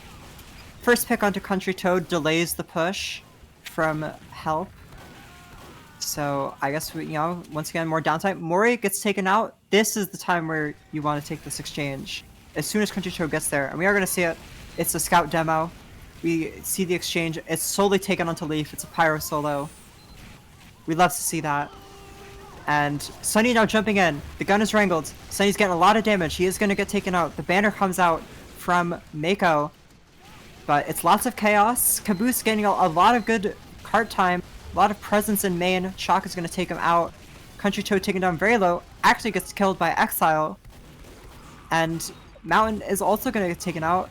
Help finally failing the push. Fleeble gets taken down at the very back end of that. DZ Creeper. 70% Uber, and Rib survived the initial onslaught. First push of theirs stuffed. And now here, we're not seeing that same follow-up, and yeah, the banner does make a big difference where, yeah, the banner is almost like a half Uber, where it affects actually more people, but for less positive benefits. So for the defense where you're all kind of corralled in the same spot anyway, it's really effective. So right now, DZ Creeper on 100% ad. Country Toad and Fleet will just working their way through main anyway. Sunny, woo, gets a little rocket off, but doesn't manage to do anything to DZ. But Mori, Chalk, and Mako going down. That's most of the power classes for Rib. Yeah, they get these picks, but by the time the Help spawns, they take the telly there. Not really sure what they're trying to do. They're peeking side tunnel, and Karon a little too forward on hill. As long as they wait and they get these respawns, they should be able to fight this. They are going to take the Uber. They're chasing side tunnel, and Fleeble's going to go down to Exile. It's a lots of picks onto Help. That Uber working very great for Rib, and it's just strange positioning by Help. It seemed like they had things going for them, and then they just forgot that the other team had an Uber. Mountain Very going clutch pick for... from Exile, really. To not be in the Uber and find Fleeble anyway, like, that's again sort of that veteran savvy where it's like, whoa, whoa, whoa, we must find the medic by any means necessary, even if you die for it or die trying, it's worth it. So right now, Dizzy Creeper does still have this advantage on defense. The offense kind of can't get close to the cart, can't get close to the high ground. And Michael Lele actually making things happen here, getting the stab on Mako. We'll open up a little bit of room, maybe inside tunnel here, and Sunny and Caboose do take it right away. Yeah, Sunny taking a peek onto the gun. Actually going to go down to Chalk. Sunny... Or no, that's Caboose rather going down to Chalk. Michaelele and Country Toad going for stuff on Hill. Not able to find anything. Emily goes down as well. Fleeble coming up on Uber. We are going to be seeing an even Uber exchange shortly. But still Help not able to find too much. Even Ubers here do come out and exchange over the hill. Country Toad flying in. Emily doing a bit of damage as well. Leaf all the way down to 30 HP was almost a casualty there. Fleeble on to 6 HP. So far just traded 1 for 1 here. What the offense is going to look to do is recommit over hill, but losing your scout first is not what you want to see, but actually picks coming left and right. Wait, suddenly the defense crumbles. Mountain, Mike, Lele, Axa, all, you know, the least likely people getting picks from places you wouldn't expect. But now, with the car time coming down, this is going to be a decent second push for somebody help. Let's see, 5 minutes? Oh, I'm so... Rogue, you're on one today. Yeah, someone asked me, I don't know what to ask me. I've kind of... Lottery numbers? Yeah, you can ask whatever you want. Predicting a time in Highlander, you know, like just as good as the lottery. Dare I say better? All this time counting Ubers, the only thing I can do is count how many Ubers worth it's been, and that was about 5 3/4. Anyway, Ubers are even here for both teams. We're working our way sort of onto the flank, but sort of not really choosing. Looking for Mountain to make an opening here, but while they're doing that, Kaorn is the sniper making the opening. Uber does come out through ladder. They were exchanging here onto third. Yeah, forcing the Ubers out. Ribs a little bit forward on this ladders and main area, but the flank from somebody help not really set up to punish just yet. And I'm still waiting for this aggression. At some point, help should be, you know, hitting the gas. We are finally starting to see that this is what they've been working towards, is getting Mountain set up. Mountain gets the first pick onto Leaf, and Rib kind of just concede. They just give up. They don't want anything to do with Mountain on third. They already have the pretty good time from second. Why bother? Just set up for last. Sunny flying in, and wow, I don't know where that headshot came from. I think not to Sunny, but the sackers all from somebody help all go down. So we have this only level 1 sentry gun by GG, but it's going to get built up pretty quick as Fleeble comes up on full Uber.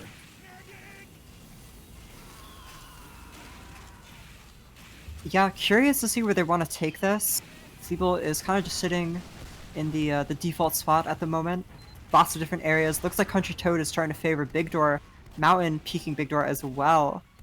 So, expecting an Uber there, surely, any second. Mori getting very forward to try and stuff out that area. We are going to see Exa with the leveled gun again. It looks like this is their strategy.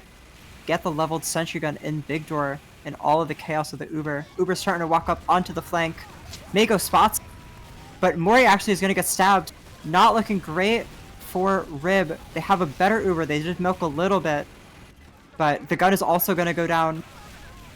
It's now or never. Get through different doors. They're trying to get onto Caboose. Caboose getting arrow tanked in the corner.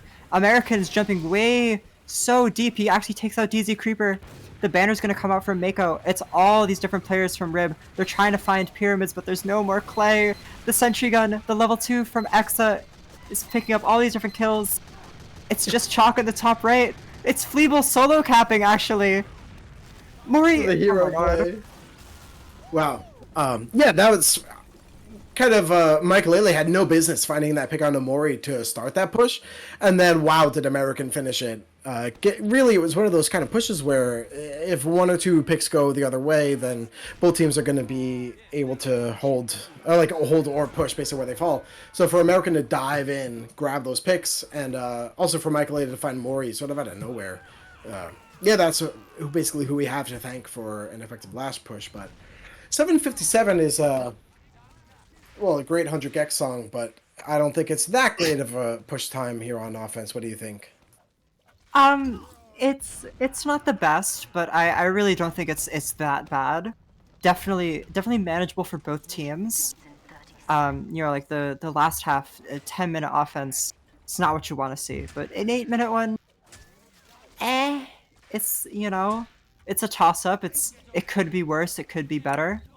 That last push, I mentioned it, but Caboose just running up. He just ran up and just got arrow tanked and then hit in the corner and then took out Exile. And then you have this heavy who's hiding in the corner, able to head glitch. And all the while Americans just running it up. Just controlled chaos. It looks like they don't know what they're doing, but they do. I promise. I assure you. Don't worry. For anyone just joining us, somebody help Rib won map 1 here in this best of 3 maps where the score is 4-3 for Rib. And now we're on map number 2 where the score is 1-0 for somebody help. And basically if Rib is able to beat the time of somebody help in this particular round, then it'll even up on this map. But if somebody help holds for over 8 minutes, then we go to map number 3. Yeah, nothing really super interesting about this first hold. Help peaking a little bit more than they did last time, I think. Just trying to squeeze out that extra minute or so. But they are going to set up for this second point. Kaorn gets taken out by Mountain. Mako is jumping in. Sentry Gun not able to find him. Actually, the Sentry Gun gets sapped by Lucky. But Mako is going to get taken out by Sunny in his own spawn. And this is where we saw... sorry, go ahead. Oh, X actually gets taken out by Mori, picking up their own Sentry Gun. The blind spam from Mori. And this Sentry Gun probably is going to go down soon. American trying to spy check, make sure that gun stays alive. But hopefully this gun gets spammed out, I would hope. We are going to see the Chalk Uber on second. The heavy solo from main. American's going to take the Uber. Emily is also getting a flash. Country Toad, everyone's getting it. You have to flash everyone versus the Chalk Uber. It's what he's known best for. And Rib is backing up to first. Mori got taken out during that Uber exchange. Not what they wanted. And it looks like they might be trying to post up. Slowly start peeking up onto hill. They are working with Kaorn on hill now. Evening out here with still a couple players down on the side of somebody help. And this gun only level 1. So now's really the time. Mako peeking through side tunnel and actually exile Mori all the way in, but Mori goes down to Country Toad right away. Yeah, Help is playing this passively, but they aren't really getting punished for it. Lots of people like hiding in their own spawn. They've given up side tunnel. Mako and Chalk now starting to get aggressive finally. Perhaps a bit of a delayed reaction. Country Toad gets taken out. Caboose gets taken out. And Chalk and Mako, I think they could have done that a little bit quicker. I think Help spent a little bit too much time hiding in their own shutter, hiding in their own spawn. And they have given up side. And it leads to their demise. Mako jumping in onto Fleeble. Gets the force onto Fleeble. Fleeble 50 HP. And DZ is going to back up. Full Uber ad now. Kaorn gets stabbed. If the sniper's dead, Sunny is going to be going for the aggression, trying to find DZ. But DZ, a slippery fella. He's already on the flank, already walking towards lockers with the rest of his team. Yeah, Mako going in for that force is like very good, but not clearly winning. But getting the force and the sniper, I think, is clearly winning. Yep, coming in right before Mountain even gets a chance to get in position. Mori flying forward. The gun is actually still pretty healthy from Exa here. So many players from somebody help staying alive, losing just Country Toad earlier on, and now American. Now the card's so far up. Actually, they kind of off the card a bit early. Yeah, they funneled themselves, huh? That was really crazy. I was ready to count out Help on that. I thought, no, Dumbo Man, there's no way you get all those kills on main. But Rib was eating a lot of the same damage. They had 5 players in main, maybe. They're all set on fire. They're getting shot in the side by Emily. They're, eating some spam rockets from Sunny, who is hovered, levitating, actually, in the midair.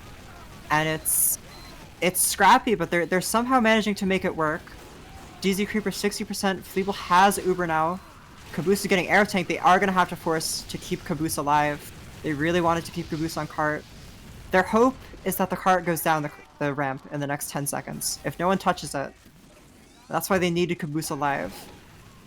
But the Uber going out, it's not ideal, but I think it had to be done. I don't disagree with the call. The cart's going down the ramp now. It's a Mako Uber, and Leaf's getting flashed in it. Caboose is gonna get caught here. I think the sentry gun is gonna go down eventually, surely. Cart does get capped behind it. All this exchange nonsense, all of this focus on the Uber. The cart gets capped. 3 minutes for last. Yeah, I think that push could have been won a lot sooner, but Rib sort of sold out for the cart too quick. It's like that saying, like 9 out of 10 gamblers quit gambling just before they make it big. So it's sort of the same thing with collapsing for cart too quick. Mako right jumps now we just to Fleeble, lands right on her head, takes her out with the 2 rockets. Rib is going to be swarming in through main. Chalk gets taken out. Kaon gets taken down. They get Fleeble. Fleeble dies at 98 to an excellent bomb from Mako. But DZ Creeper coming up on the Uber. Yeah, 90% for the offense. And not only that, they have 2.5 minutes to work with here for Rib. So, yeah, they'll get to basically pick and choose where they want to come in from. Right now, feeling it out, kind of discussing, debating. Mori edging towards Looking red room. Red room. Michaelele knows. They are aware. Michaelele is in this corner. So they pop through on red room. The gun is super passive from Exa. And Help is kind of just hiding in the flank area. They're content doing that. The Uber's just kind of ends in man. Mori's on fire. Could get taken out. He is going to fall pretty low. The high bomb from Sunny. DZ Creeper gets taken out. Mako gets taken out. Sunny eventually dies a high bomb, not able to find too much. But Help stays alive. Help stabilizes mostly. They take out Chalk and Exile on the flank. And it's the same story as last half. They aren't able to really find anything. And the Uber kind of just ends on cart. Everyone's looking confused. And then Help comes out from the hidey holes. They have to have a better game plan when taking these Ubers, especially when there's ad. This time around, the flank is getting onto the flank at least, and they overwhelm Caboose. Mori does go down for it though, which is one of the last plays you want to see going down. Your demo man is sort of the one opening those doors, laying out a lot of the like blanket damage, so to speak. Kaon does get a really deep angle onto the gun of all things, and the gun manages to basically trade him back out. Even Exa and Sunny working together to grab Chalk. I don't know if it's by accident or on purpose, but Exa's gun is kind of more forward on the crates here, so he's actually deeper into the flank, and that's what allowed Sunny to have that follow-up. Even Ubers, 50 seconds. If this doesn't work out for Rib, I kind of want to count them out. Mori's getting aggressive. They pop through big door. DZ Creeper, worst Uber by about a second or two. America is now following in the flank. Doesn't take a flash. Finally takes the flash. They are all ending in main, and Caboose is so forward, he actually mulches down a couple players.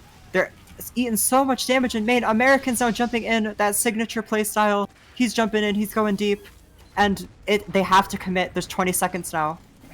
Help is down 4, they have worse spawns, but they don't have the damage just yet to kill all of these Help players.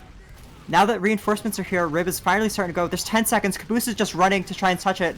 Emily's just trying to touch it. They have to just stop cart. There's 5 seconds to go. You have to touch. American's going in. There's 3 seconds. They don't have it. Rib is gonna lose. Help. Oh my God. Help on Vigil. You can't stop it. Death taxes and Help on Vigil. I lost my mind on that one because actually Sunny was a straight death there. Like Mori had Lucky had a free stab onto Sunny and that wins the round, but Mori shot like a pipe at Sunny's feet and knocked him into the air and backwards, so Lucky couldn't get the stab. So Sunny lived like by being shot by a different player, and then that was the person holding it down, like where if Sunny goes down there to Lucky in this half a second, Lucky lives, Sunny dies, round over for Rib. That's hilarious. You just can't predict these things. And the exchange with 50 seconds to go is very scary, because once you get the Ubers out, you have 30 seconds to make or break. And not only do you need to get the card up, but you also need to kill all the players. You have to make sure that you don't lose enough players and that your players can respawn in time. And we had this awkward exchange where Help is down 4, but it doesn't really matter because the rib players they're walking in or they're waiting for a telly. They just aren't real players. They're it's deceptively weak. Right. I'm looking actually at the logs here, and I'm seeing. Of course, we mentioned, like you mentioned, especially that Mountain going nuts on this one across both halves was 39 and 13, so that's a clean KD of 3. Uh, Absolutely enormous. I mean, Kaorn was second frag, but had a lot less kills and a lot more deaths and things like that. I mean, Exa 24 and 7 is pretty nuts, especially on offense to not die too much as engineer is going to help your team a ton. We actually see Mori with 50 more damage per minute than Country Toad. But across the board, pretty much everyone else going kind of tit for tat here. I mean, demos next to each other, soldiers next to each other, snipers next to each other, scouts next to each other, heavies next to each other. Really, the only others are NG and Spy and Pyro that you can't really account for so much. Anything stick out to you here? I'm gonna take a look at the combined, and I mean, nothing crazy. Extra 7 deaths, definitely what you want to see. Lucky, not able to find too much success. Michael Lele, not that far behind. Also a bit of a rough one. I think Vigil is kind of just difficult at times for Spy. Yeah, I do think I don't know. For Spy, it's a little bit harder because you can have so much impact on the calls, but then not put up like clutch kills, where like maybe your call leads to 4 or 5 kills, or a whole fight one, or a whole point one, or something like that. But yeah, I do think that 4 and 22 is pretty tough. I mean, yeah, top that thing the server by actually a wide margin. Um, yeah, maybe this just isn't the map for Rib, and it did feel like they didn't do too bad, but there's sort of a difference, I think, between like losing to your opponent and your opponent beating you. Where here I just agree with you that Somebody Help was clearly the better team and put in a lot of prep, feeling it on this map, and bringing us to Lakeside as the third, which actually I'll echo the sentiment of Spring Rolls here in the chat, who says, can't explain it, but Lakeside as a third map is psychopath energy. So given what we saw tonight, Caroline, what are you feeling for map number 3? Oh man, I based on what I saw from product, I kind of want to favor Rib. Um, I think Lakeside is a lot more chaotic than product, partially because of its size, but also partially just because people play product all the time. All the time. You probably have so many product logs. You do not have nearly as many logs on Lakeside. And I do echo the sentiment of this is like this is like crazy. This is just like weird. It gives off such demonic energy of it's 11:30 at night.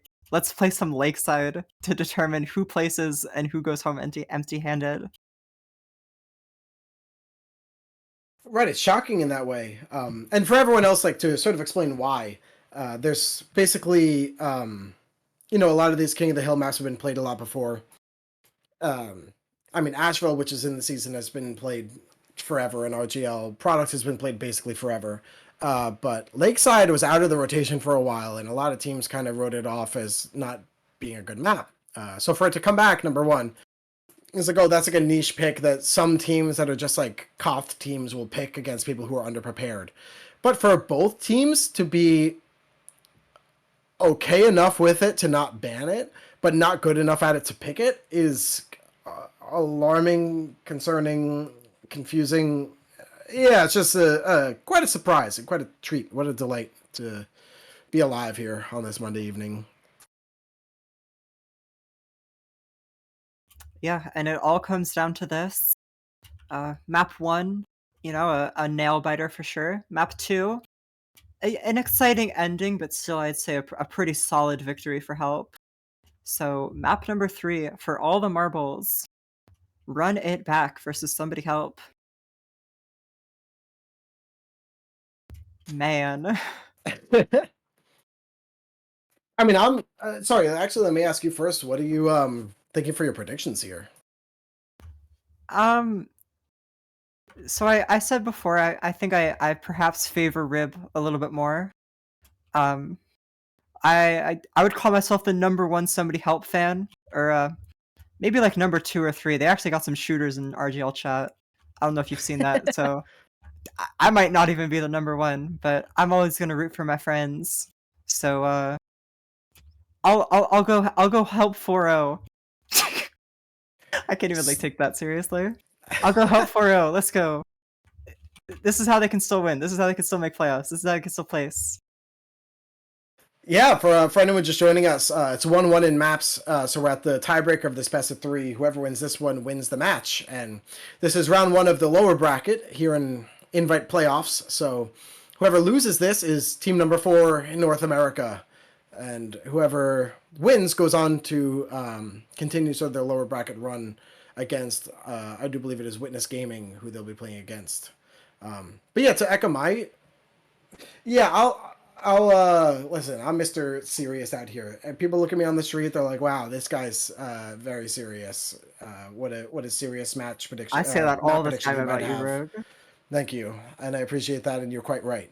So I think both teams have been playing well, but I think the Somebody Help textbook on this map is really strong.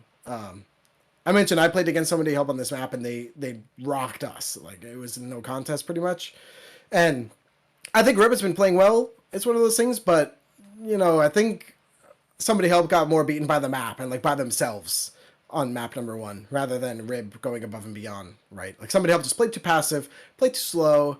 They kind of gave up the point a lot of times when they had it themselves and it was a 9v9, you know? So on this map, I know they're not going to do that. And I'm going to guess... I'm gonna say it's a 4-2 for Somebody Help on this one.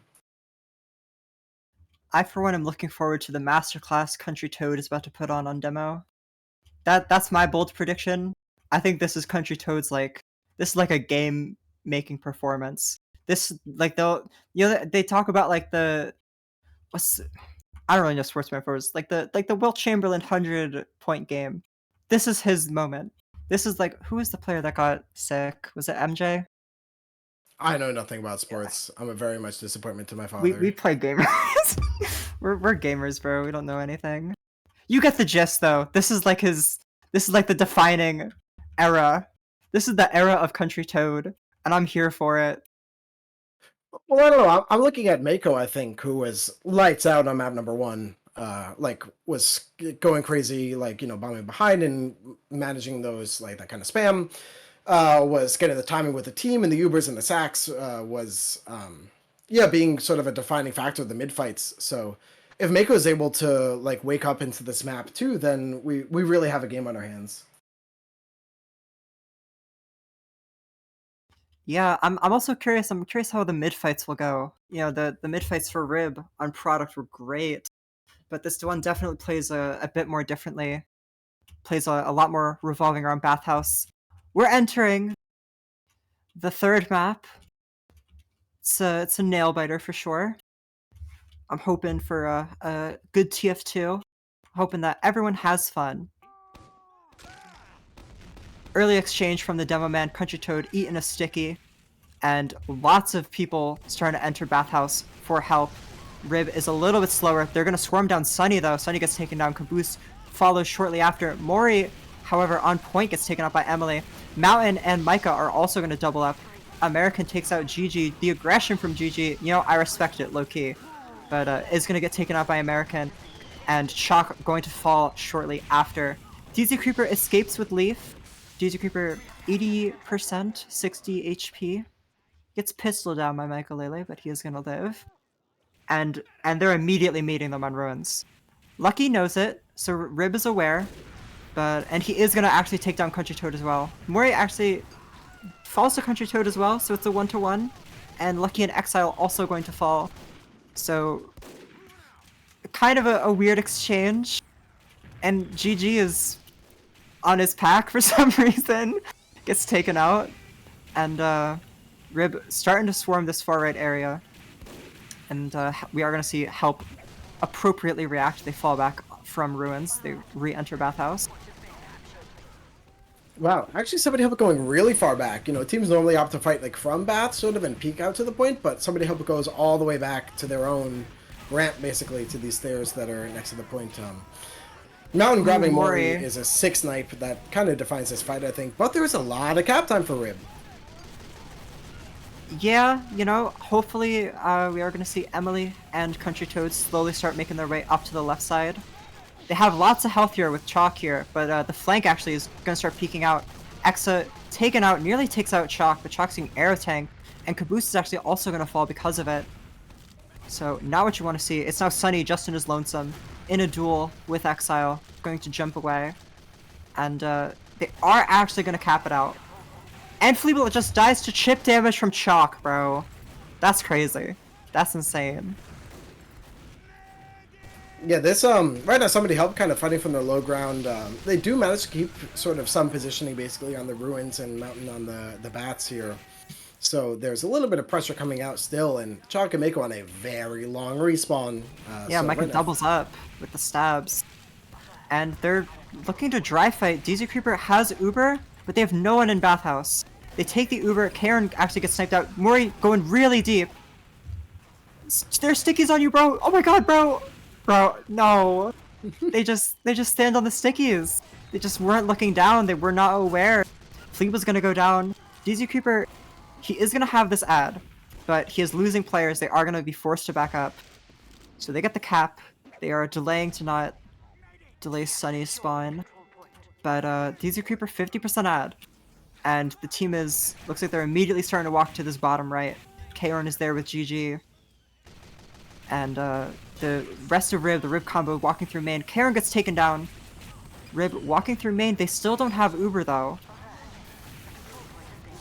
But Help is being corralled into Bathhouse. They do finally back up. There's lots of cap time already onto the point. They're 75% of the way through this cap. And not a whole lot of contesting. They take the Uber onto Mori. Fleeble ducking and weaving does get taken out. These Mori pipes, they find two. And it's actually even more kills from Mori. Finds another one. Gets rid of the sentry gun. Mountain goes down to Mako. And Help in an awkward spot. wow, Mori's really here to play. That's like not only just a lot of damage, but a lot of great positioning, a lot of great focus fire. Kind of like a really well-rounded play. Mako on 1 HP, there you go. I guess taken down for it. And somebody help working their way up into ruins, sort of clear out their own high ground, and then start peeking into Bathhouse. And even Country Toad manages to do like 300 damage, but across 5 people. So everyone finally leaves Bathhouse for Rib. Yeah, it's kind of a similar deal, but with opposite sides now. Now it's Help who's getting lots of cap time. And it is the rest of Rib who kind of have to back up slowly. They actually do end up using the Uber. They're taking a lot of damage in this yard. Mori's going to jump real deep, not able to find anything this time. Actually, it's taken very low, going to drop to Emily. Mako taking out Caboose, but it's Sunny doubling up in Bathhouse. Michael Lele is there with him. The rest of the team, they're swarming Kaorn. They get the cap. I love how Kaorn was such a straggler. Somebody help almost didn't notice. It's like, hey, wait a second, that guy's the wrong color. What the? But finally, now they're making their way all the way forward onto the ruins. See, this is what we wanted on product. Stuff the doors so that the offense can't even get in. Mako tries to sack and can't. Chalk tries to sack. Okay, he got one. You gotta give him one. But can't, basically, further than that. Even Mori now trying to work their way through main, goes down to 80 HP, has to back up. So it doesn't really matter which way you try and come in. You're going to get stalled, you're going to get stuffed, and we're going to let these Ubers go all the way to, like, basically evening out. Even as Lucky gets called sapping the telly. So they have Uber, and they know that DZ is committed, so they are going to be taking this Uber, chasing out DZ. Not able to find him, though. The team is able to back up to the bottom right. There's no sniper to really catch him out. Mountain did go down earlier. They still have people set up in Bathhouse, and Lucky is looking for something. Sunny's going to sniff him out, though. They take the Uber chasing into Bathhouse. They find Caboose and Sunny, but Uber's going to be ending now onto point. It is going to be OT, at least, for Help. And they're actually looking to fight this from Yard. Yeah, fight this while your spawns are better, right? Mountain goes down, Country Toad goes down, it's fine. Okay, Fleeble goes down, that's not that fine. But still, your spawns are so much faster that even if you lose this fight now, you'll win the next fight in 15 seconds. So American, 3 HP, somehow just survives by sheer force of will. But Kaorn rattling off these snipes, this is like sort of the long-range pressure that you need. Describing sniper as like an environment hazard, I think is something that I really enjoy. So with DZ Creeper coming up on 80%, though, somebody help has to basically win now and get this cap time down as Emily starts it off. Yeah, DZ Creeper about to come up in Uber. They're turtling in Bath. They finally get the Uber. Mori's gonna come out. It's a whole family Uber. They got the Pyro, they got the Scout. Chalk's even getting a flash. It's all you need. It's all you need. You just gotta, become invincible and start getting kills. But yeah, Help, they play their lives, but they aren't able to get the cap time. A double OT first round though is what you want to see. Wow, yeah, it felt like somebody helped play that so much better, but I think that shows you what fighters Rib are. They're keeping the game, they're going to keep shoving forward, keep getting those picks wherever they can, and yeah, that's how they managed to edge out round number 1 here on the tiebreaker map. Yo, where did Country Toad go to that mid? Did I miss that? What the hell? He actually kills Mori! Alright, he knows way more than me. I'm dumb, bro, don't listen to me. Yeah, the Caboose is going to be peeking out from Bath. They're starting to clean up any person in Yard. So Rib is going to start cleaning up in Bath. They have people committed here, but they're going to give up. They don't have the players to really stay in Bath very long. And it's going to be a setup onto Ruins then. Ubers are evening up here. Yeah, this is what it's tough as the defense, the team that owns the point. What do you do with this, right? Do you go all the way into Bathhouse, but by the time you rotate, they might have people in there already, so you just kind of do nothing, but yeah, this feels like the same problem as Product, where, okay, Mountain gets a 6 snipe, and, whoa, Country Toad grabbing a trap onto Mori, too. Okay, I take it all back, it just works. Just play passive and don't hold the point or the high ground, and it just is fine. Yeah, so they're afraid of Kaorn on Ruins, which makes sense, but I think the difference between this point and Product is you can sink stick so much easier on this point than on Product. And it's because you don't have a giant rock that is dividing the point in half. In this map, the obelisk is not as big of an issue as rock. You still have sign of light? What am I trying to say? Line of sight? Line of sight! Oh my gosh, thank you. Yeah, and sorry, DZ Creeper just dies to a Rap Assassin Guillotine combo, which does like crit bleed basically for those who aren't aware. And if you're not aware, then I envy you with all of my heart. What I wouldn't give for the innocence of youth. But here I am, jaded and old, bringing you this push from Rib onto point. Really fast. Yeah, Rib starting to swarm onto the point. They are get the first call into GG. Mako high bomb sinks onto Fleeble. Fleeble taken down very low. Fleeble 10 HP, 25 HP, taken down finally from Exile. They swarm onto the far right. American now starting to run in. Sunny now with his own bomb. Michael Lele as well. Leaf taken down pretty low, but he is going to be beefing. Oh my god, X is in now. And he gets power jacked.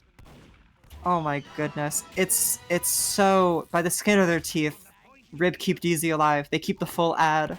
And they keep the point. I love DZ Creeper's positioning here. It's literally just my spy against whatever is over there. I'll pocket my spy then and stays in and like is in position here. Look at this, taking the Uber so quick as soon as the point's about to come down. Like this is the again that hungry like win hard kind of mentality where it's like nope, we don't let them touch the point if it's this close to cap. And actually Exile and Mako flying the way out from the high ground, and Chalk leading the charge, grabs Exa, grabs Caboose. Gets so much high ground over here and so many picks, and now the rest of the team, now that Chalk has fought the good fight, done what needs to be done, the rest of the team can back up to safety. And Mako somehow, I feel like Mako's been on 3 HP, but KO grabs Fleeble. I think that's a full HP drop. Yes, I can confirm by the SDB stats here that KO grabs Fleeble on 100% Duber. So right now you couldn't be happier for the side of Rib. Yeah, Help is playing this very dangerous game of Ring Around the Rosie, but they're constantly low HP and they're trying to find the angles and trying to find where they can hide to heal up. And it finally pushes them into the open and onto Ruins, where Fleeble is just going to get body shot. The time is even, and Help, looking to cap, actually, they are going to see the exchange, or not exchange, just a full Uber ad from Rib.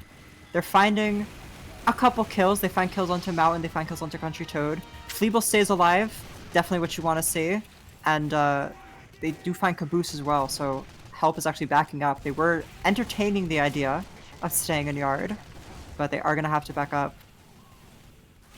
And it's really only 15 ad, it's really not that terrible. Mountain and Country Toad go down again, and now Mako's jumping in high, takes down Fleeble, and Lucky comes in on the back line. gets another stab, and Rib stays aggressive on ruins. They have such a stranglehold on this. Wow, yes, it's wild here where I feel like Somebody Help kind of has like the better map understanding, but Rib is almost like an attack dog, you know? Like they'll just run to the end of their chain, and if someone's at the end of that chain, they're getting freaking mauled, right? So right now, Somebody Help making the way across the far sightline, okay, but they have full Ubidisad. Emily actually taking the brunt of this beam, America trying to stuff it, but, you know, they just get collapsed from every high ground angle. Right, when you have people like, you know, front left, front right, back left, back right, there's sort of no avenue in for you. And yeah, that's round number 2 for Rib right away. Yeah, you know, it just feels like the focus fire from Rib is very, very crisp right now. And every single time that they take this ad Uber, they're finding what they're looking for. They're up 2-0 on this third map, insta ready. It's Chad. Rib hoping to find that final knockout punch, bring it home, you know, get third place, continue on in playoffs. Yeah, this is for not all of the marbles, but for a considerable number of the marbles. We have Numerous marbles. yeah. Yeah, because of course, for maybe anyone just joining us, the top 3 teams get a prize from the prize pool from RGL, but also you get a badge in the game, you know, kind of cementing in history that you've placed at you know, a certain placement here in RGL Invite Highlander. So we you know, everyone's kind of got all their hats in the ring for each of these teams, and yeah, it's a pretty tough halftime here, I think. So what do you think? Actually, let's take a look at the logs here before I get too dramatic. And of course, yeah, Emily here back at the top of the scoreboard, but Exile really not too far behind. You know, I think people do not always remember your failures. People remember your greatest moments. And I say that because Mako went 6-12. I felt like that guy was popping off. I felt like he was, you know, finding these huge bombs. He's finding Fleeble when he needs to be. And I don't even remember the other like 10 times he died. I remember those 2 bombs where everything worked out perfectly. And what more can you want? Yeah, I'd also like to direct the people's attention to, yeah, the medics here. DC Creeper had 1 death to Fleeble's 8. That's a stat line, like, yeah, you don't really see. Congratulations to DZ, and especially to the team around him, right? Where, what does that mean, right? Sure, having more heals and stuff, and yeah, I mean, there's 200 more, but even this difference will happen in a regular game. But 10 Ubers to Fleeble's 3. That is suffocating for Somebody Help. Like, you straight up cannot work with that. I'm very much a medic apologist, and I'll apologize for myself any day of the week. Ask me. I like to apologize for myself very often. You know, I like to think I'm worth a second chance and a third and fourth chance, but that's really tough, I think. And to me, what's nuts is, you know, we sort of described that the attack dogs on the side of Rib, it's a little bit tougher to kind of find that way back in. But actually, as the round's starting here, yeah, we'll see if Fleeble's able to survive this mid-fight. It's actually Mako is already in, Lucky's already in. They're just going for the throat here, and bam! Lucky gets the... Lucky seals the deal. They actually kind of sold out for Medic. Isn't that nuts? I don't know if it felt the same from the spectator cam as it did for me from the skybox, but really 3 people just went straight for Fleeble in a straight line. Do not pass go. Do not collect 200. Man, they need better protection on Fleeble and Yard. And it's because Mako jumps super high. He gets reflected away, he gets set on fire. But if your only protection is the Pyro, there's not a whole lot the Pyro can do other than try and reflect rockets. That player's still living. And it means that DZ Creeper has the ad, they're gonna use it, Mori jumps forward. Doesn't really find anything. Lucky on the backside, gonna find Mountain before he gets taken out. And this Uber ends with Rib on point, hopefully capping. Help starting to contest from stairs, but they don't really have anyone in bathhouse. It doesn't look that great. Rib is going to be capping this point. Country Toad gets taken down as well. Yeah, the mid does go down, and Sunny being a late death for Somebody Help, but there's a full ad for Fleeble, but she's currently in spawn. And I don't know. Dizzy Creeper already on 70. They have to close so much distance. Here, running with Emily. You want to jump Country Toad maybe into the enemy team. Using early, that's great. Exile really low. It does go down. Great, they buy the space. Kaorn actually, wow. Yeah, Kaorn being a late up there as well is, I think, the difference maker here. So, if you're somebody help, you got to cap this point really, really quickly, and then hide your medic really, really quickly. What do they got? Let's Lucky see. going for plant. Never mind, he gets 2 pistol shots and then runs away. Not bad, Giga Chad. But DZ Creeper full ad now. They're going to be walking through main. Not contested from the people in Bath just yet. They are going to be taking the Uber now. Running into Bathhouse. They're chasing down Fleeble. She's getting stuck. She's going to die to a sticky. And hopefully we see some kind of collapse on the people from point. I don't want to see help just give it up. I say go for it. Might as well. They overwhelm Chalk on the far right of the point. But Rib playing it pretty smart in terms of trying to spread out. But now that Mountain's on point, getting very aggressive, takes out the Demo Man. Mako getting stabbed as well. The pick classes from help, turning water into wine. Yeah, I'm really looking to Emily in a time like this, honestly, but Emily does go down to the spy on dance floor, like looking behind. You know, there's a big difference between the scouts that came up with the medic speed boost versus the ones that didn't, and like the kind of beam discipline that each of them have or don't have. Right now, somebody help kind of working their way in, but even though they seem scouts at points at the same time, there's so many more from Rib. And maybe that's because Dizzy Cooper wasn't building as fast as he could have, but Sunny does finally get the force. Mori flying in, Fleeble on full HP, and Mori actually goes down for this, so yeah, they're going to get the cap, but whoop, they delay Mori to 16-second respawn. Chuck very forward on point, should get taken out in a second. And Exile actually also going to go down. Bit of a strange aggression from them, and Rib has to back up here. They have to just give it up. This adjustment is all they needed. All they needed was to have a mini sentry in yard that can protect the people who are jumping way too far into main. They kill Mori, they kill Exile. That's all you needed. That is the tiniest adjustment, and now all of a sudden, Fleeble's not getting caught in main, and any person who does jump that far is going to go down because of it. Sometimes it is NG diff.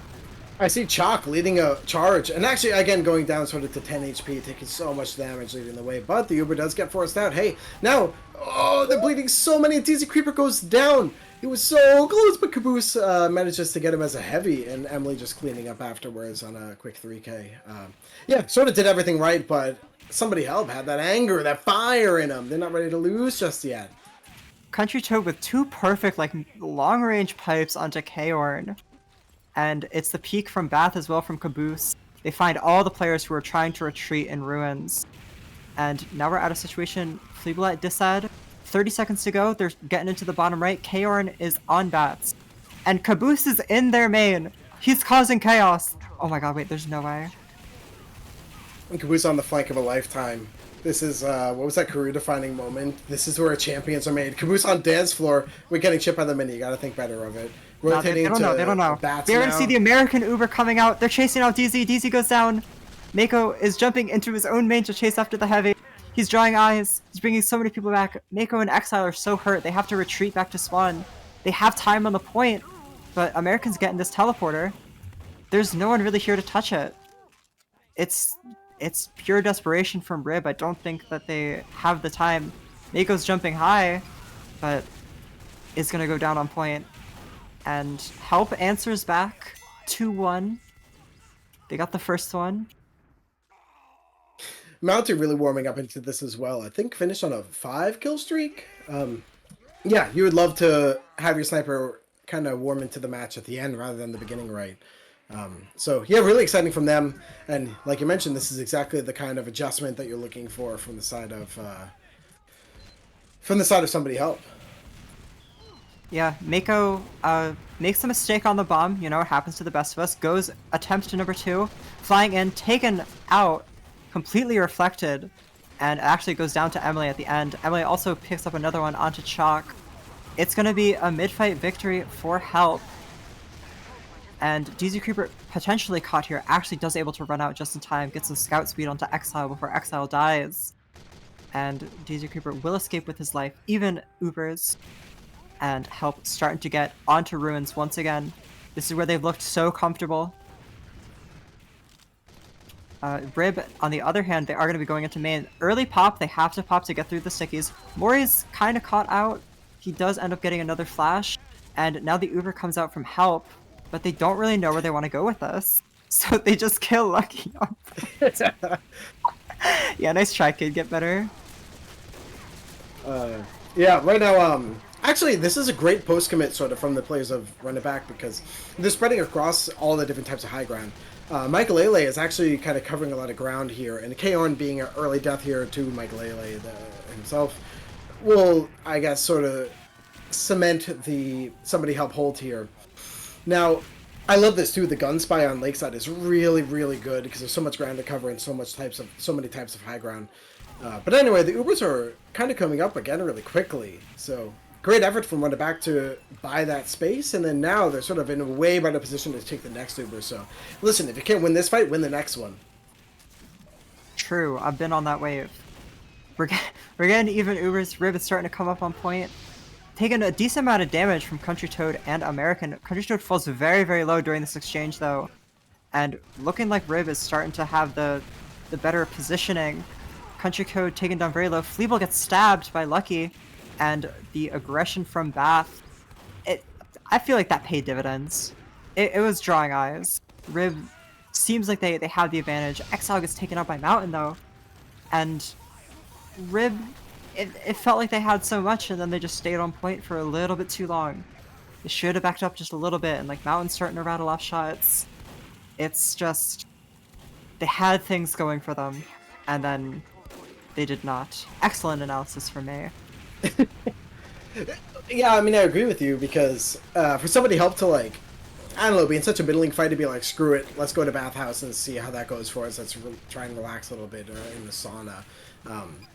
They get such great positioning, and yeah, the Uber does come out as a quick advantage push. It's just on the flank though. They kill Sunny and Caboose and a sentry gun, and there goes your full ad when you're a minute and a half down on the clock.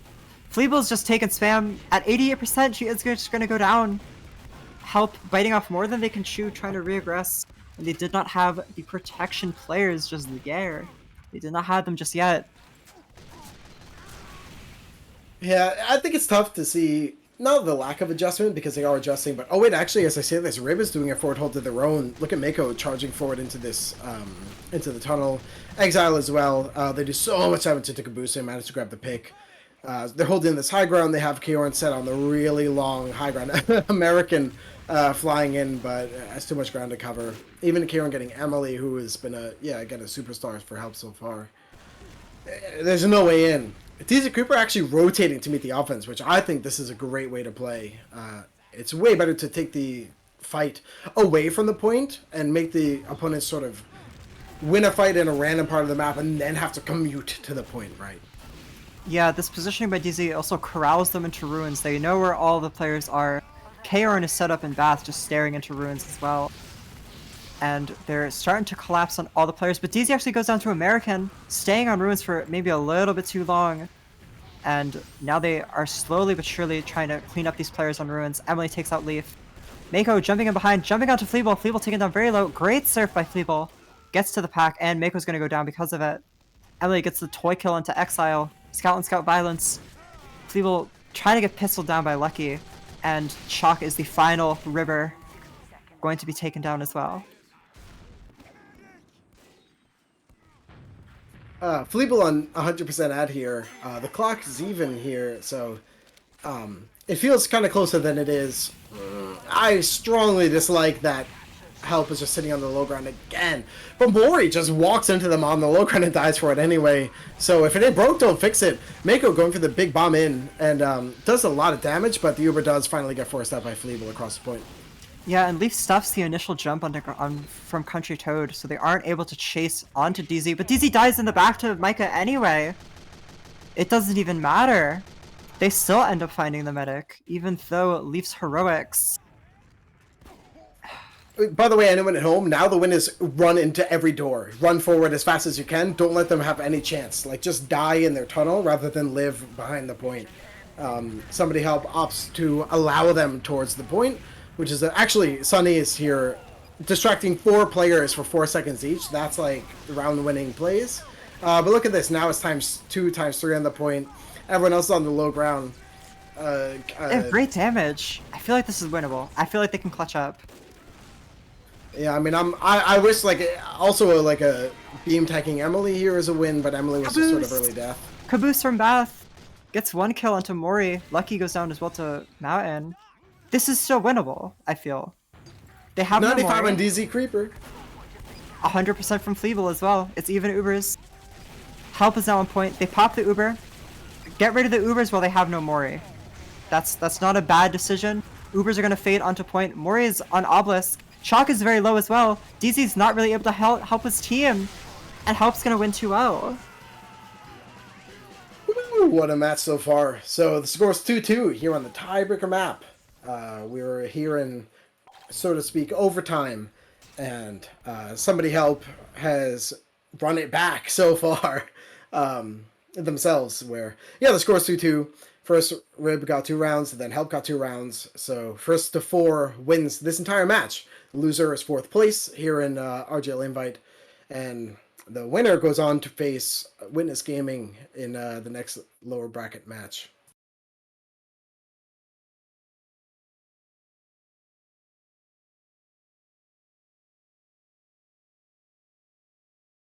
Yeah, we are going to be pulling up the logs in just a second. But, definitely excellent recovery from Help. Glad to see it, and glad to see more high-quality TF2 gameplay. This time around, Mako not as successful in the bombs, going a very sad 2-11. Unfortunately, we've all been there. But just overall, Help felt like they were much better at backing away. I'm trying to give excuses for Rib, but some of these Ubers have been a bit more questionable, as they're taking Ubers into Bathhouse. They're chasing after Bathhouse kills. They're getting kills onto Sunny and Caboose, and then they don't have too much to show for it afterwards. The other stat line, Emily's been putting on a clinic this whole night. 18-5, 450 DPM. And if you sort by kills, it's Emily, Mountain, Micah, Crunchy Toad, American. Just such good stuff all around. The kills by team 92-52. It's definitely on paper it's much better for Help.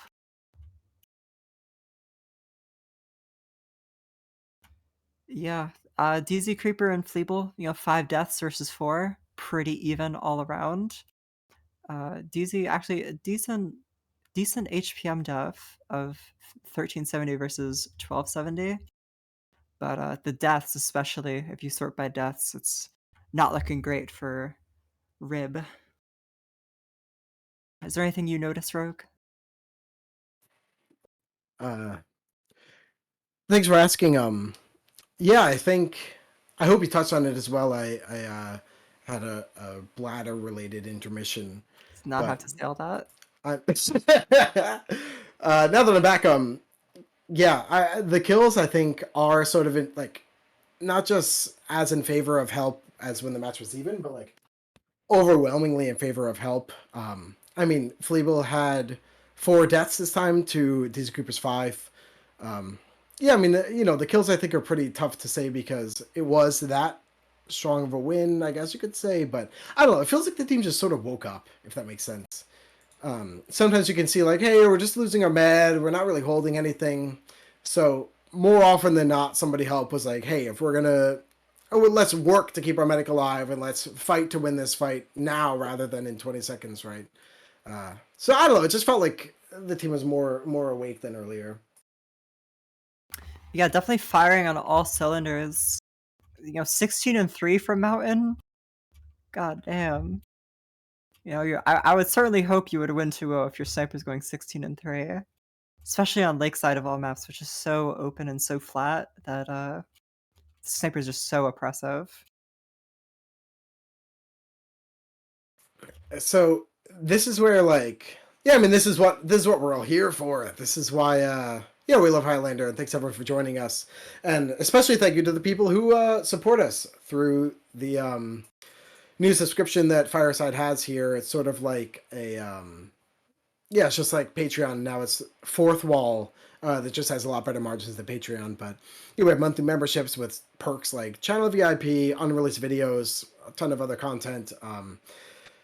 Yeah, so anyone who wants to support, you can type !subscribe. Thank you so much for helping us be here. And you can also buy some of the Fireside merch, which is very sick and high quality. I like it a lot. But anyway, this is what we're here for and why we do it. Where, like, for the first team in overtime to win 2-0, and then the second team to clap back with another 2-0 themselves.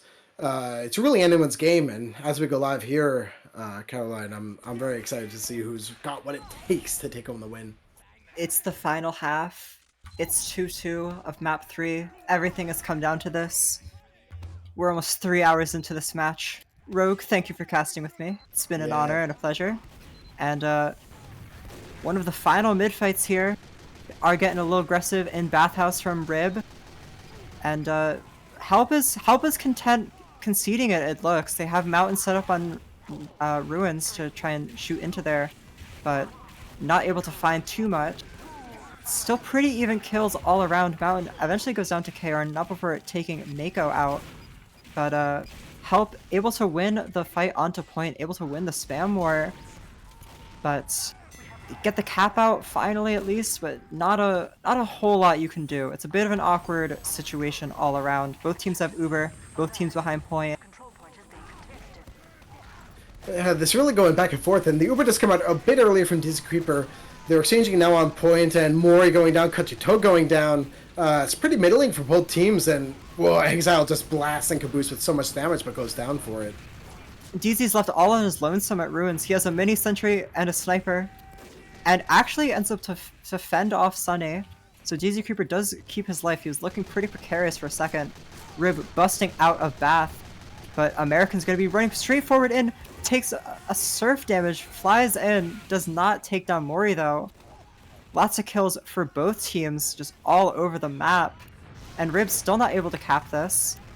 Finally looks like they are going to be able to. About a minute down for Help. Things looking pretty good so far. Fleeble's dead, you know, that's unlucky.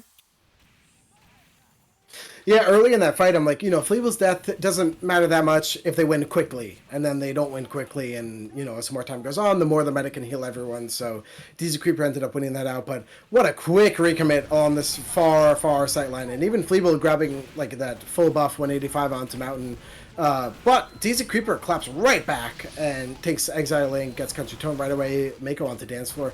Even Lucky all the way into somebody helps spawn. We'll have to be very careful about Fleeble right here.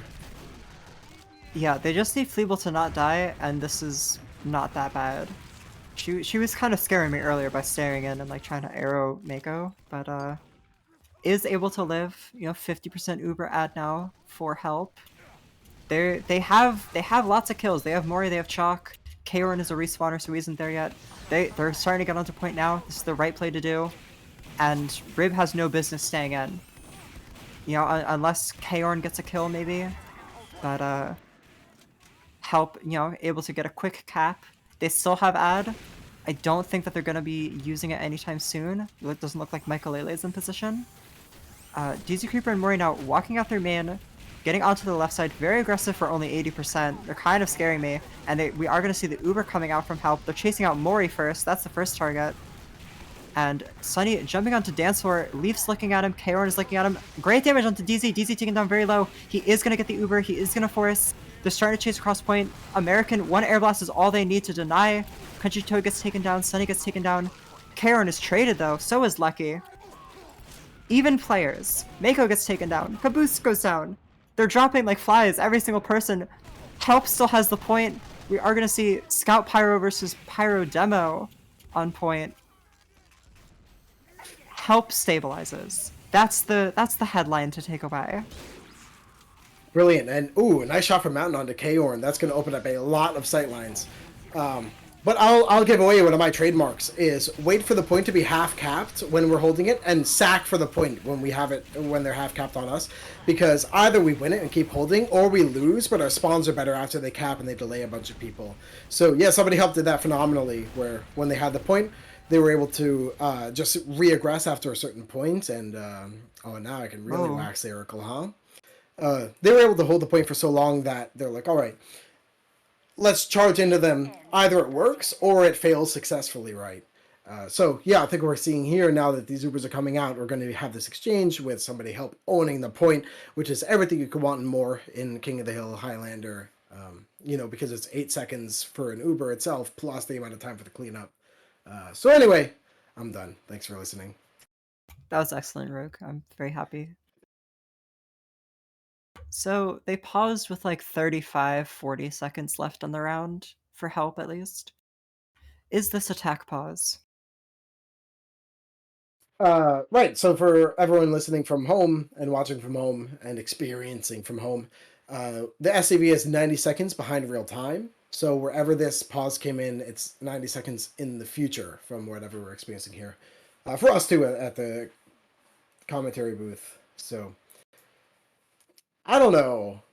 I guess this could come in, you know, the score would be 3-2 for either team, so I could see it being a tactical, yeah. Yeah, so 30 seconds left for help. Both teams are coming up on Uber. If the exchange goes well for Rib, it depends on how well it goes, but they still have 2 minutes left on the clock.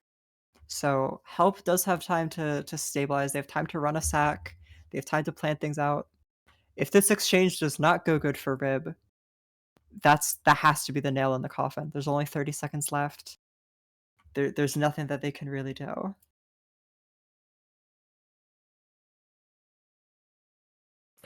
Yeah, let's see. Yeah, I'm keeping an eye if we get any kind of intel on what the pause is for, and nothing to report so far. And yeah, it's tough. I do think, like, we kind of mentioned the veteran savvy from the side of somebody help who's been in invite since, I don't know, before half of you were born, right? Where as the match goes on longer and longer, not only do they adjust better and like have their own systems that they can fall back on more and more, but they also tilt less and less, right? So if something goes wrong, maybe once or twice, a normal team won't tilt. 3 or 4 teams might start to tilt, but things will go wrong like 45 to 50 times, and somebody help us still not gonna tilt. So I think the longer this match goes on, the more Rib has a back against the wall. Even as Rib came blasting out the round, blasting out on this map, winning 2 quick ones, and then help claps back. I mean, that's sort of similar to what we saw in Product, but in either regard, I think you're sweating a lot if you're Rib playing against somebody help on a map like this. Yeah, other thing I do want to point out right now, position of both spies. Lucky on Ruins, about to decloak to try and come out in. Potentially unaware that Caboose is right there to instantly kill him. Meanwhile, Michaelele sitting in main, 30 HP or so, but he is behind, and he's in an area that someone from Rib could walk into very feasibly post-Uber. So, interested to see how this exchange is going to go, particularly with Michaelele being in the spot that he is. It feels like 2 houses of cards with different angles of fans pointed at both of them. Yeah, the other thing that's really scaring me is this bathhouse presence. They have the mini sentry from Rib, they have Chalk, they have Mako. No one really from Help is eyeing bathhouse at this point, at least. So I'm curious to see how that's gonna play into the final exchange that we're waiting in anticipation for. So I spent a lot of time. I don't know, when there was that boom during COVID, everyone was watching chess. I watched a lot of it too, and actually we're live, so I take it all back. The Uber just immediately comes in, and the Ubers are exchanged onto point. Somebody help! Whoa! Country Toad actually uses the one last flash to jump out of the Uber and survive as Mori goes down. And they actually commit onto Bathhouse. I really like that. They take down Chalk. Emily goes down. They take down Gigi as well. Exile going for a crazy play. Actually gets the kill. Mountain cleans it up. Mountain's on a 10 streak now. Crazy stuff so far. I have to HUD reload scheme because I don't really know the situation. Same, yeah, 26 seconds for somebody help. And actually, yeah, I have the stream pulled up as well. Thank you so much to siyo on production for holding it down. Right now, Ubers are 20% out for Fleeble, and the cab is just about to come down, but they delayed Caboose and Michael for another 10 seconds each, pretty much. This tough one. Uber is finally coming up for Fleeble as everyone is crumbling around her, but taking in Fleeble and Emily across the point. It's a family Uber. Everyone's getting a flash. These creepers coming up on the Uber, and they do so much damage. They take out Mori, and it's going to be Exile and Chalk in this Uber. Not really sure if they're going to be able to find anything. Caboose on the side of the point, starting to shoot into the side of Rib. He's a thorn in their side. They have no idea that he's there. Getting out so much damage. American gets onto point.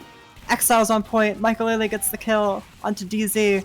Emily's taunting. That's so BM. That's so troll. Let's see. Here's the pause. I'll see if I can scroll up. 3-2 for help. This is potentially the last round of this map. And we could be seeing help getting at least third and fighting on next week in playoffs.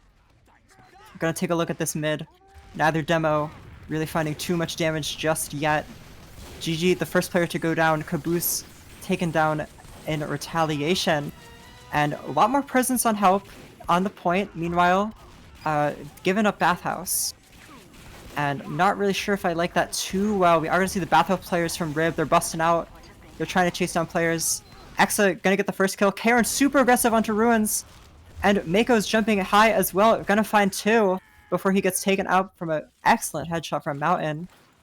And the situation, it's not great for Rib, but they have DZ. They have DZ Creeper. They have the boy. Wow, I saw like not just like a kill onto Mori, but like an assassination, like a targeted strike of Mori getting skybox, and then even Micah hitting like the big kill.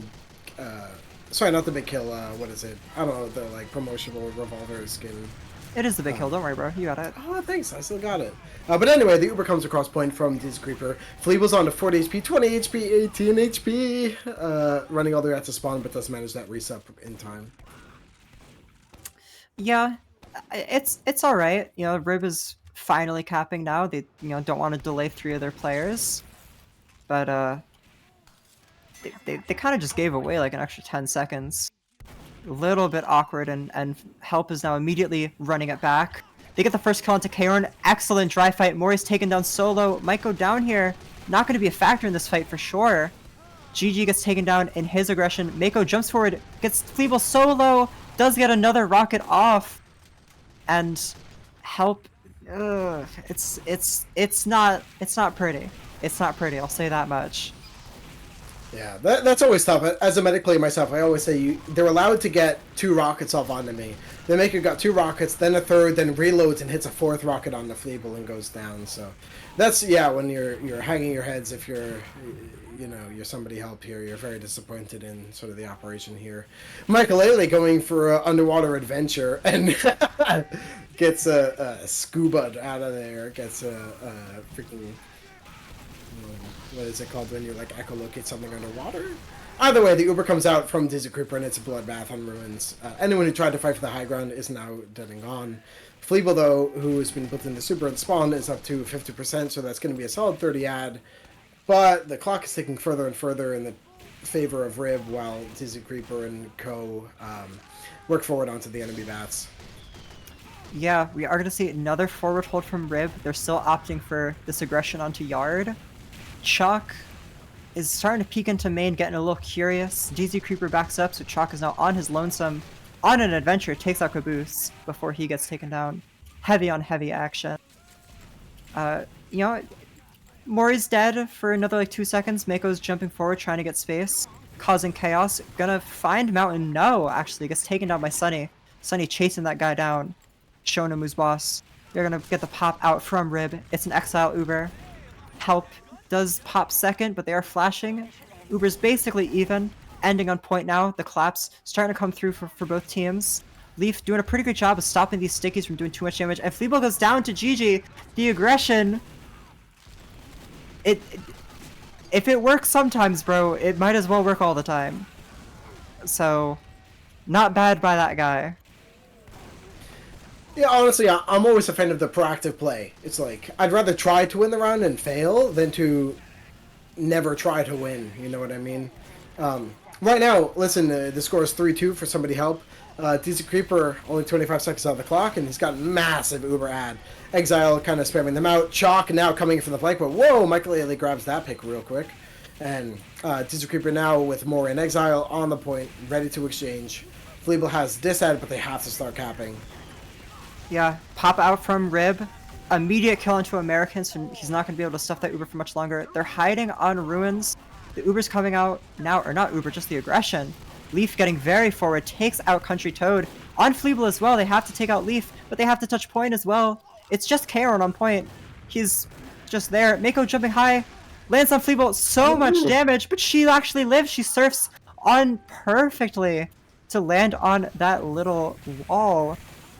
Fleeble stays alive. She keeps herself safe. Yeah, landing on that wall, you don't take fall damage, which would have been lethal, I think, at that point. So, yeah, brilliant play. Holding on to that full Uber and not popping, or maybe it was just close to it at the time. But either way, this now is exactly what somebody help needs. You have to just dispel anyone who comes towards this point. You have to use his full ad when it matters most. Exile goes down. Chalk just spawns now.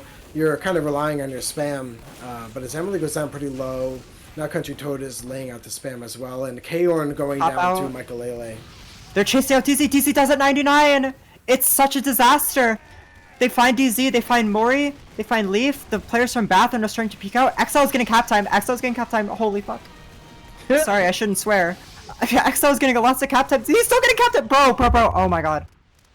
Even Kaorn peeking out for Bathhouse. And who is that? Dizzy Creeper as well. Yeah, just Medic and Sniper. Finally, Mori just flying in. So right now, Raven's going to have better spawn timers, and they're going to come back in faster than not. So it kind of feels like a matter of time, but somebody else just keeps holding on by... just by the skin of their teeth. But nope, there we go. It's 3-3 on the tiebreaker map.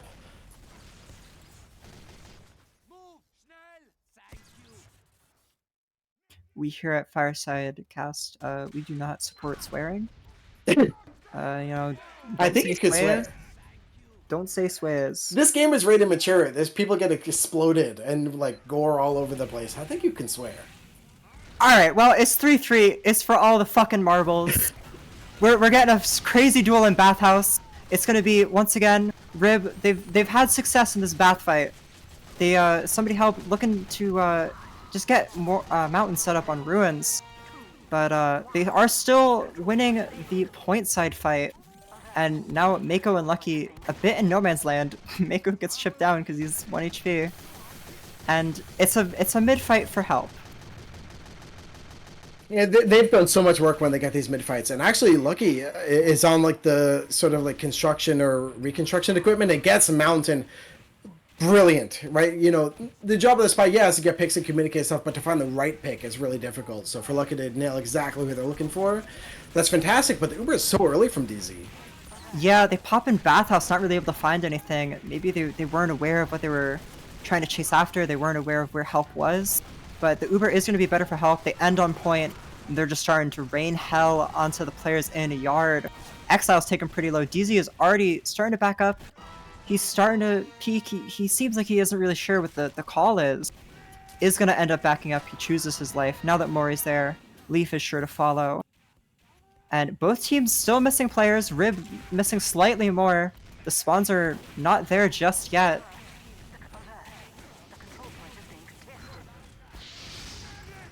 Wow, this fight has been so even, which is kind of deceptive. I feel like Rib has been on a disadvantage, but Diesel Creeper's positioning and posturing here in the fight feels like Rib is constantly fighting for it. And Fleeble gets brought down to 20 HP, surfs it out over bats, and actually Emily does go down for it. Exile and Mako managed to pick up a couple of picks onto their flank counterparts, and Kaorn even laying it down here, so it's just every kind of pick going in favor of Run It Back. Yeah, both teams have Uber now. We are going to see somebody help walking towards the pack side. And Rib, very, very aggressive. They're set up on ruins. Sunny jumps across, jumps over his own bridge, gets the force onto DZ. Mori jumping forward, not really able to find anything. Help instantly falling back. And they're actually wrapping over to the tunnel side. Lucky is here now. He's able to call it. They are aware, but Help is just running across with the scout speed. Fleeble dodging rockets from Mako. They might be able to just hold this Uber straight up. Oh, GG actually coming in from downtown and from Fleeble forces anyway, which is fine. It's one of those things like, listen, let's get this point quickly, set up really quickly for a post-fight. Emily on a 4K gets a teleporter, so they're going to be really comfortable on the enemy bats or maybe in bathhouse. Either way, they're on the high ground, and that's all you could ask for here in Highlander. Yeah, DZ gets body shot actually. I was going to say he was going for the commitment. His scout and demo had crossed, but he is not able to. Not as lucky. Yeah. And, I didn't even mean to do it. Mako jumping across, trying to salvage. Fleeble, excellent surf again. Stays alive, keeps the Uber advantage for Help. A minute to go on the clock. Help has Uber ad. Yeah, this is like a lot of time. You know, here the clock's, yeah, it's like only a minute it feels like, but that's, you know, a third of the entire round here in favor of somebody Help, and they have full ad as well. Rib is climbing a mountain here in terms of getting back into the round as Caboose on the flank. The Uber comes back in across point, just clearing out anyone they could find. Emily on a 6K, stuffing them all back. Exile Creeper, everyone, what do you do? Like, you know, do you dry fight before your Uber comes up? Do you wait for your Uber ad? Where, yeah, it's ad, but it's with 0 seconds. Mori and Exile are going for the commitment. DZ is a little slow. They don't have Uber just yet. If DZ dies here, this is disaster. Exile actually goes down. That's almost just as bad. DZ is going to be getting this Uber, but I think Help can at least squeeze out OT during this. They're not really fighting. They're still scared of the Uber. They're 70% now. They get the pick onto Caboose. 20 seconds to go. Help has lost the cap at least. Rib has it. Their 2 minutes have begun. KRN going down instantly. Mori goes down. GG goes down. All of a sudden, 3 people just fall. DZ has Uber. What the hell are you going to do with it, bro? X is on him now. DZ Creeper pops. It's a pop onto his Leaf. Fleeble at this point has Uber. There's 20 seconds to go. Just get kills. Just ball out, bro. DZ Creeper and Leaf kind of just on their lonesome at ramp. There's 15 seconds. Exile's trying to pepper stuff, but there's really nothing to do. It's just these 3 players. There's 10 seconds to go. All the players from Rib are still swarming onto the point. They're finally getting here now on this right side. Mori doesn't even have a buff. Couldn't wait for crit heals. He had to go. And all these players are now starting to get jumped by Sunny. They're getting landed on by a Country Toad. Mako jumps over, not really able to find anything. It's desperation, but there's nothing there for them. Rib is just going to collapse completely. Caboose walks on point. It's all over. It's all over. Rib got 4th. It's a tragedy. You play so late. We play so late. There you go, ladies and gentlemen. Yeah, the 3-hour match here in the first round of the losers bracket. We had a 4-3 for Run It Back on map number 1. 2-0 for Somebody Help on map number 2. Now a 4-3 for Somebody Help on map number 3. Really making us earn our freaking keep here at Fireside Cast, but that's what we're all about. Wow, what a match. I love this game. Yes, same here. Yeah, you know, Help, they pull it out. I think they played the last 4 rounds really, really well in terms of pulling out when they need to. They stopped bleeding Fleeble as much. She had some great surfs, lots of heroics. And for Rib, it's total heartbreak, really. You know, they put in lots of time, lots of effort. We've been here for hours, and they had lots of good stuff going for them. I loved their setup in Bathhouse. I loved the forward hold, but it's just, I think what really bit them in the behind is they had all that ad in the final minute, and they were not really able to translate it into anything. I'm getting certain reports by certain players that it was up to 80% Uber advantage. I don't think it was that much, but it certainly was significant ad. And they just aren't really able to translate it into anything. It looked like they decided to dry fight. They decided to not wait until they got Uber. And then when they got there, they kind of just spammed for a little bit, and they didn't really go for anything. And then at that point, 3 players just collapsed out of nowhere. So then they take like a pyro solo with like Exile a little bit, and then at that point, Fleeple has Uber. They indecisiveness, which I feel was maybe the name of the game for Rib, especially on Vigil, where their Ubers looked a little aimless. We're here, yeah, I couldn't say it better myself. But here we are with the stats on the board. Mountain with 29 and 13. Massive difference maker. And right behind is, of course, Emily, 27 and 12. The People's Champion on Scout. Really, no one else stat line comes close. Okay, I'll give it to Country Toad, 17 and 8. It's pretty good. But, yeah, phenomenal playmakers for their teams. And more than that, we have yeah, I think we had like kind of a tactical victory basically from each of these teams. But as I am running my mouth here, we have a particular victor this evening here for an interview. Yo, it's Michael. I play Spy for Somebody Help. As you guys know, since you're watching the cast, that was a fucking hard match, dude. Like, I'm being 100% serious here. My butt was clenched like at least 13 times during that match. I'm sure it was a very tense match, but could you watch the language, man? We're trying to be professional here. Understood. Sorry. But I genuinely think that was probably one of the best matches I've played in a really, really, really long time. Like, product is 4-3. Vigil was 2-0, but that last round was down to milliseconds with the cart millimeters away from being capped. Lakeside again is a 4-3, 2-0 for us, then 2-0 for them the second half, going to another 4-3. It was genuinely one of the best matches I've played in a really long time. And honestly, like, Rib, dude, they're so fucking good. I was unironically, like, really tilted. Like, after the first half, so after the first half of Vigil and Product, I'm being 100% serious. I was so fucking tilted. I was saying the most heinous things behind my microphone. My parents probably think I'm crazy, that I'm saying these horrible things to people on the internet. So what I did, I literally had to, like, mute my headphones. I went, like, away and I meditated for, like, 3 minutes to, like, untilt myself. We've all been there. I chugged awesome. 3 ginger ales during this match. 2 of them were sugar-free, so I don't get diabetes. And they really carried me through this.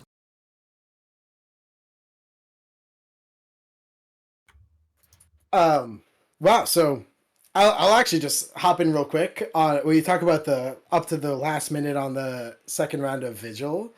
So there was a nuts moment where Sunny was about to get stabbed by Lucky and you lose the round, but actually Mori like piped Sunny up into the like ceiling and Lucky couldn't get the stab. So Sunny gets sent behind Lucky and then kills Lucky and also kills everyone else on the cart and just wins the entire round. That one is one for the ages, at least for me. I kid you not, during that moment, all I can hear in comms is Danny, aka American, screaming at Sonny, "Sonny, get on cart! Sonny, get on the fucking cart, dude! Sonny, get on the cart!" Just screaming while he's getting blasted. And he did get on the cart eventually. Michael Lily, this is an interview. I do have a question for you. Of course. So I noticed that you had 20 heavy kills. What was up with that? So, okay, so here's the story. It's really hard to get into their combo. I genuinely think Leaf is one of like the best pyros this season that I've had to play against. He genuinely like stuffs me really well.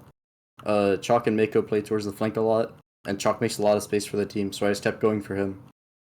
Like it just makes sense. I can't get anything done in the combo as much on maps like Product and Vigil, because Leaf just plays so tight and just he would always get on me. Like it was really hard to do anything like within their combo, just regularly.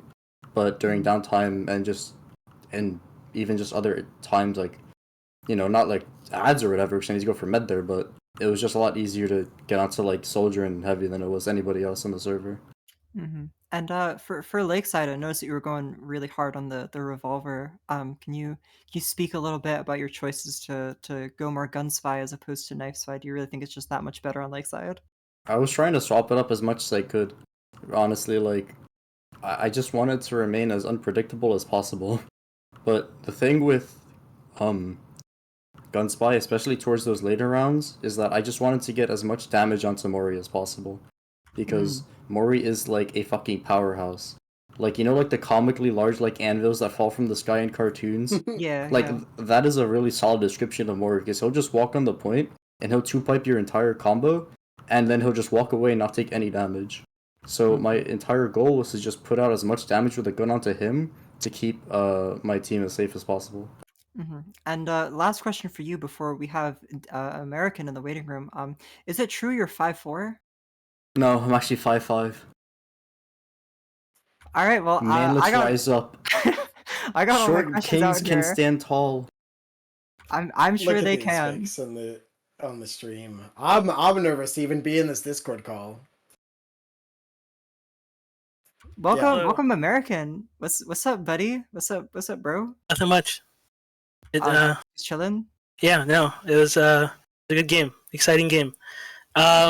I want to shout out our competitors, Rib, running back, because they played well. They played really well, and they brought us to the brink. Like actually, like, and I want to say, especially, you know, might not show in the stats, but Lucky played exceptionally well to clinch that map that they won for them on product. Like it was all him.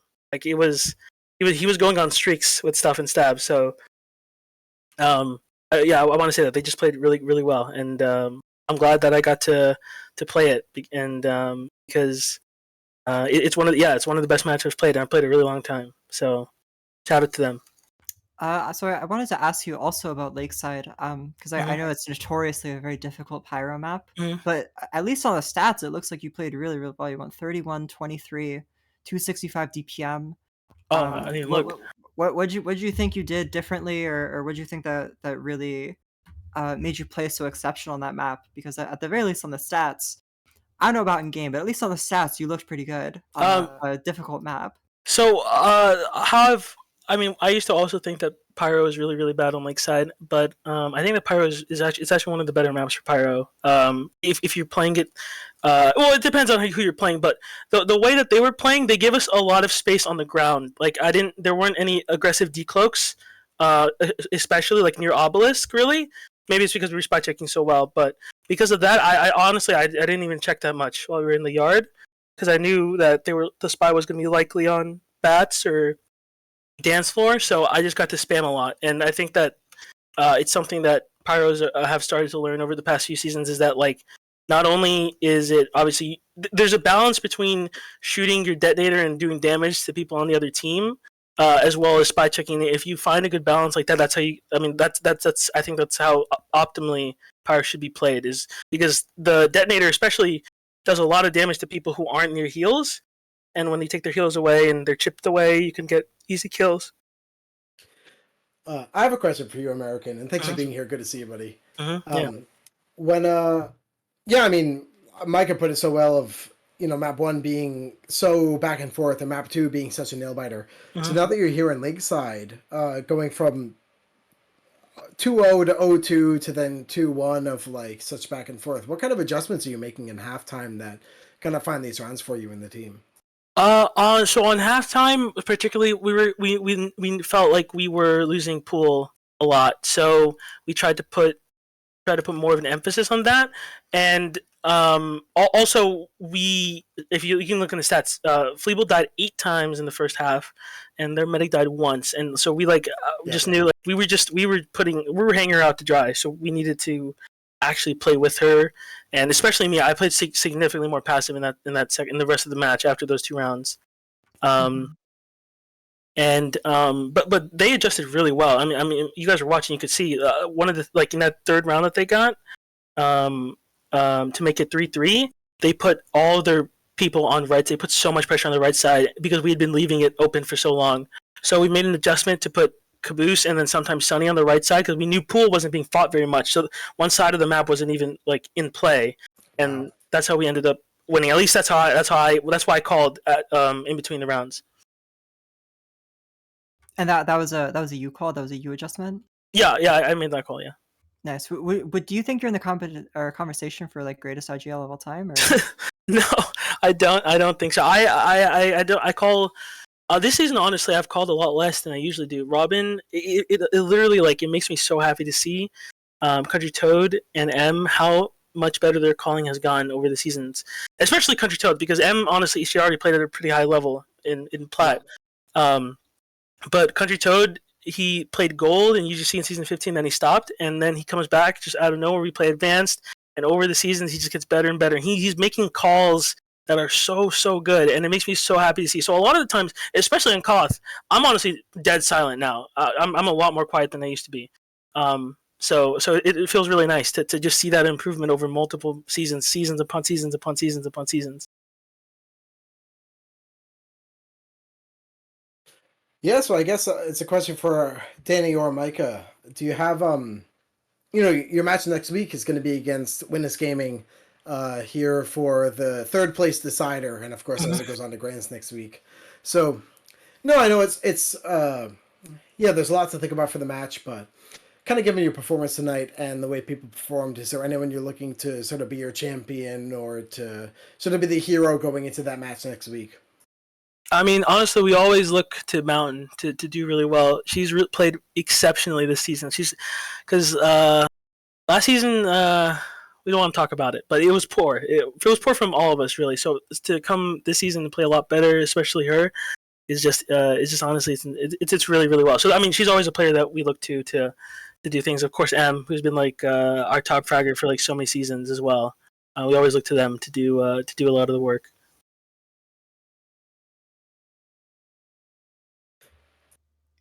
Yeah.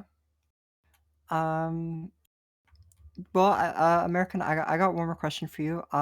Can you comment on how anytime I roster on your team, you end up placing?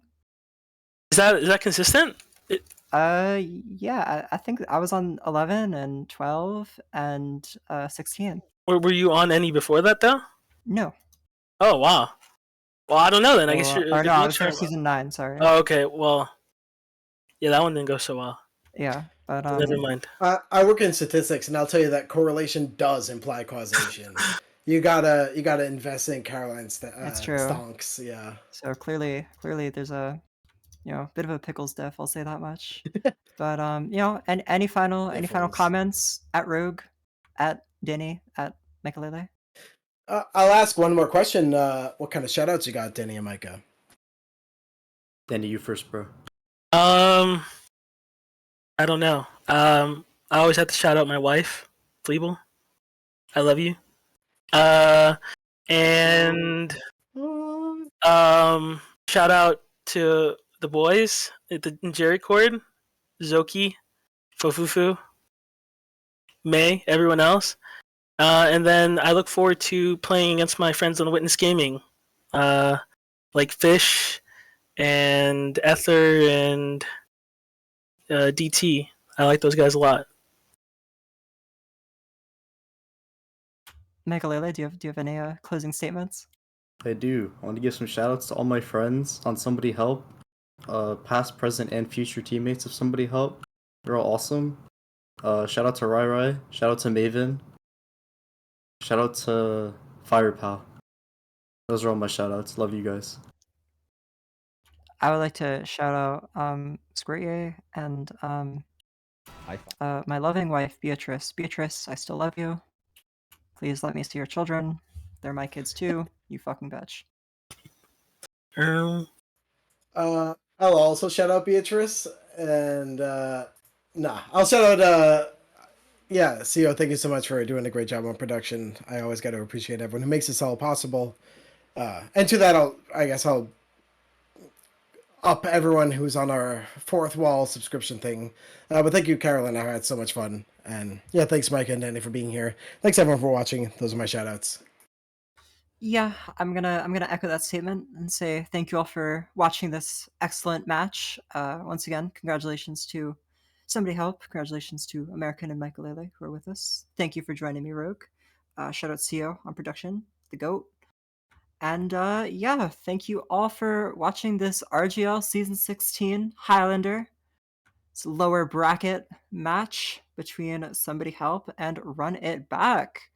And hopefully we got some more Highlander action for you next week or just in the future hopefully we'll see you all on some more fireside casts very soon.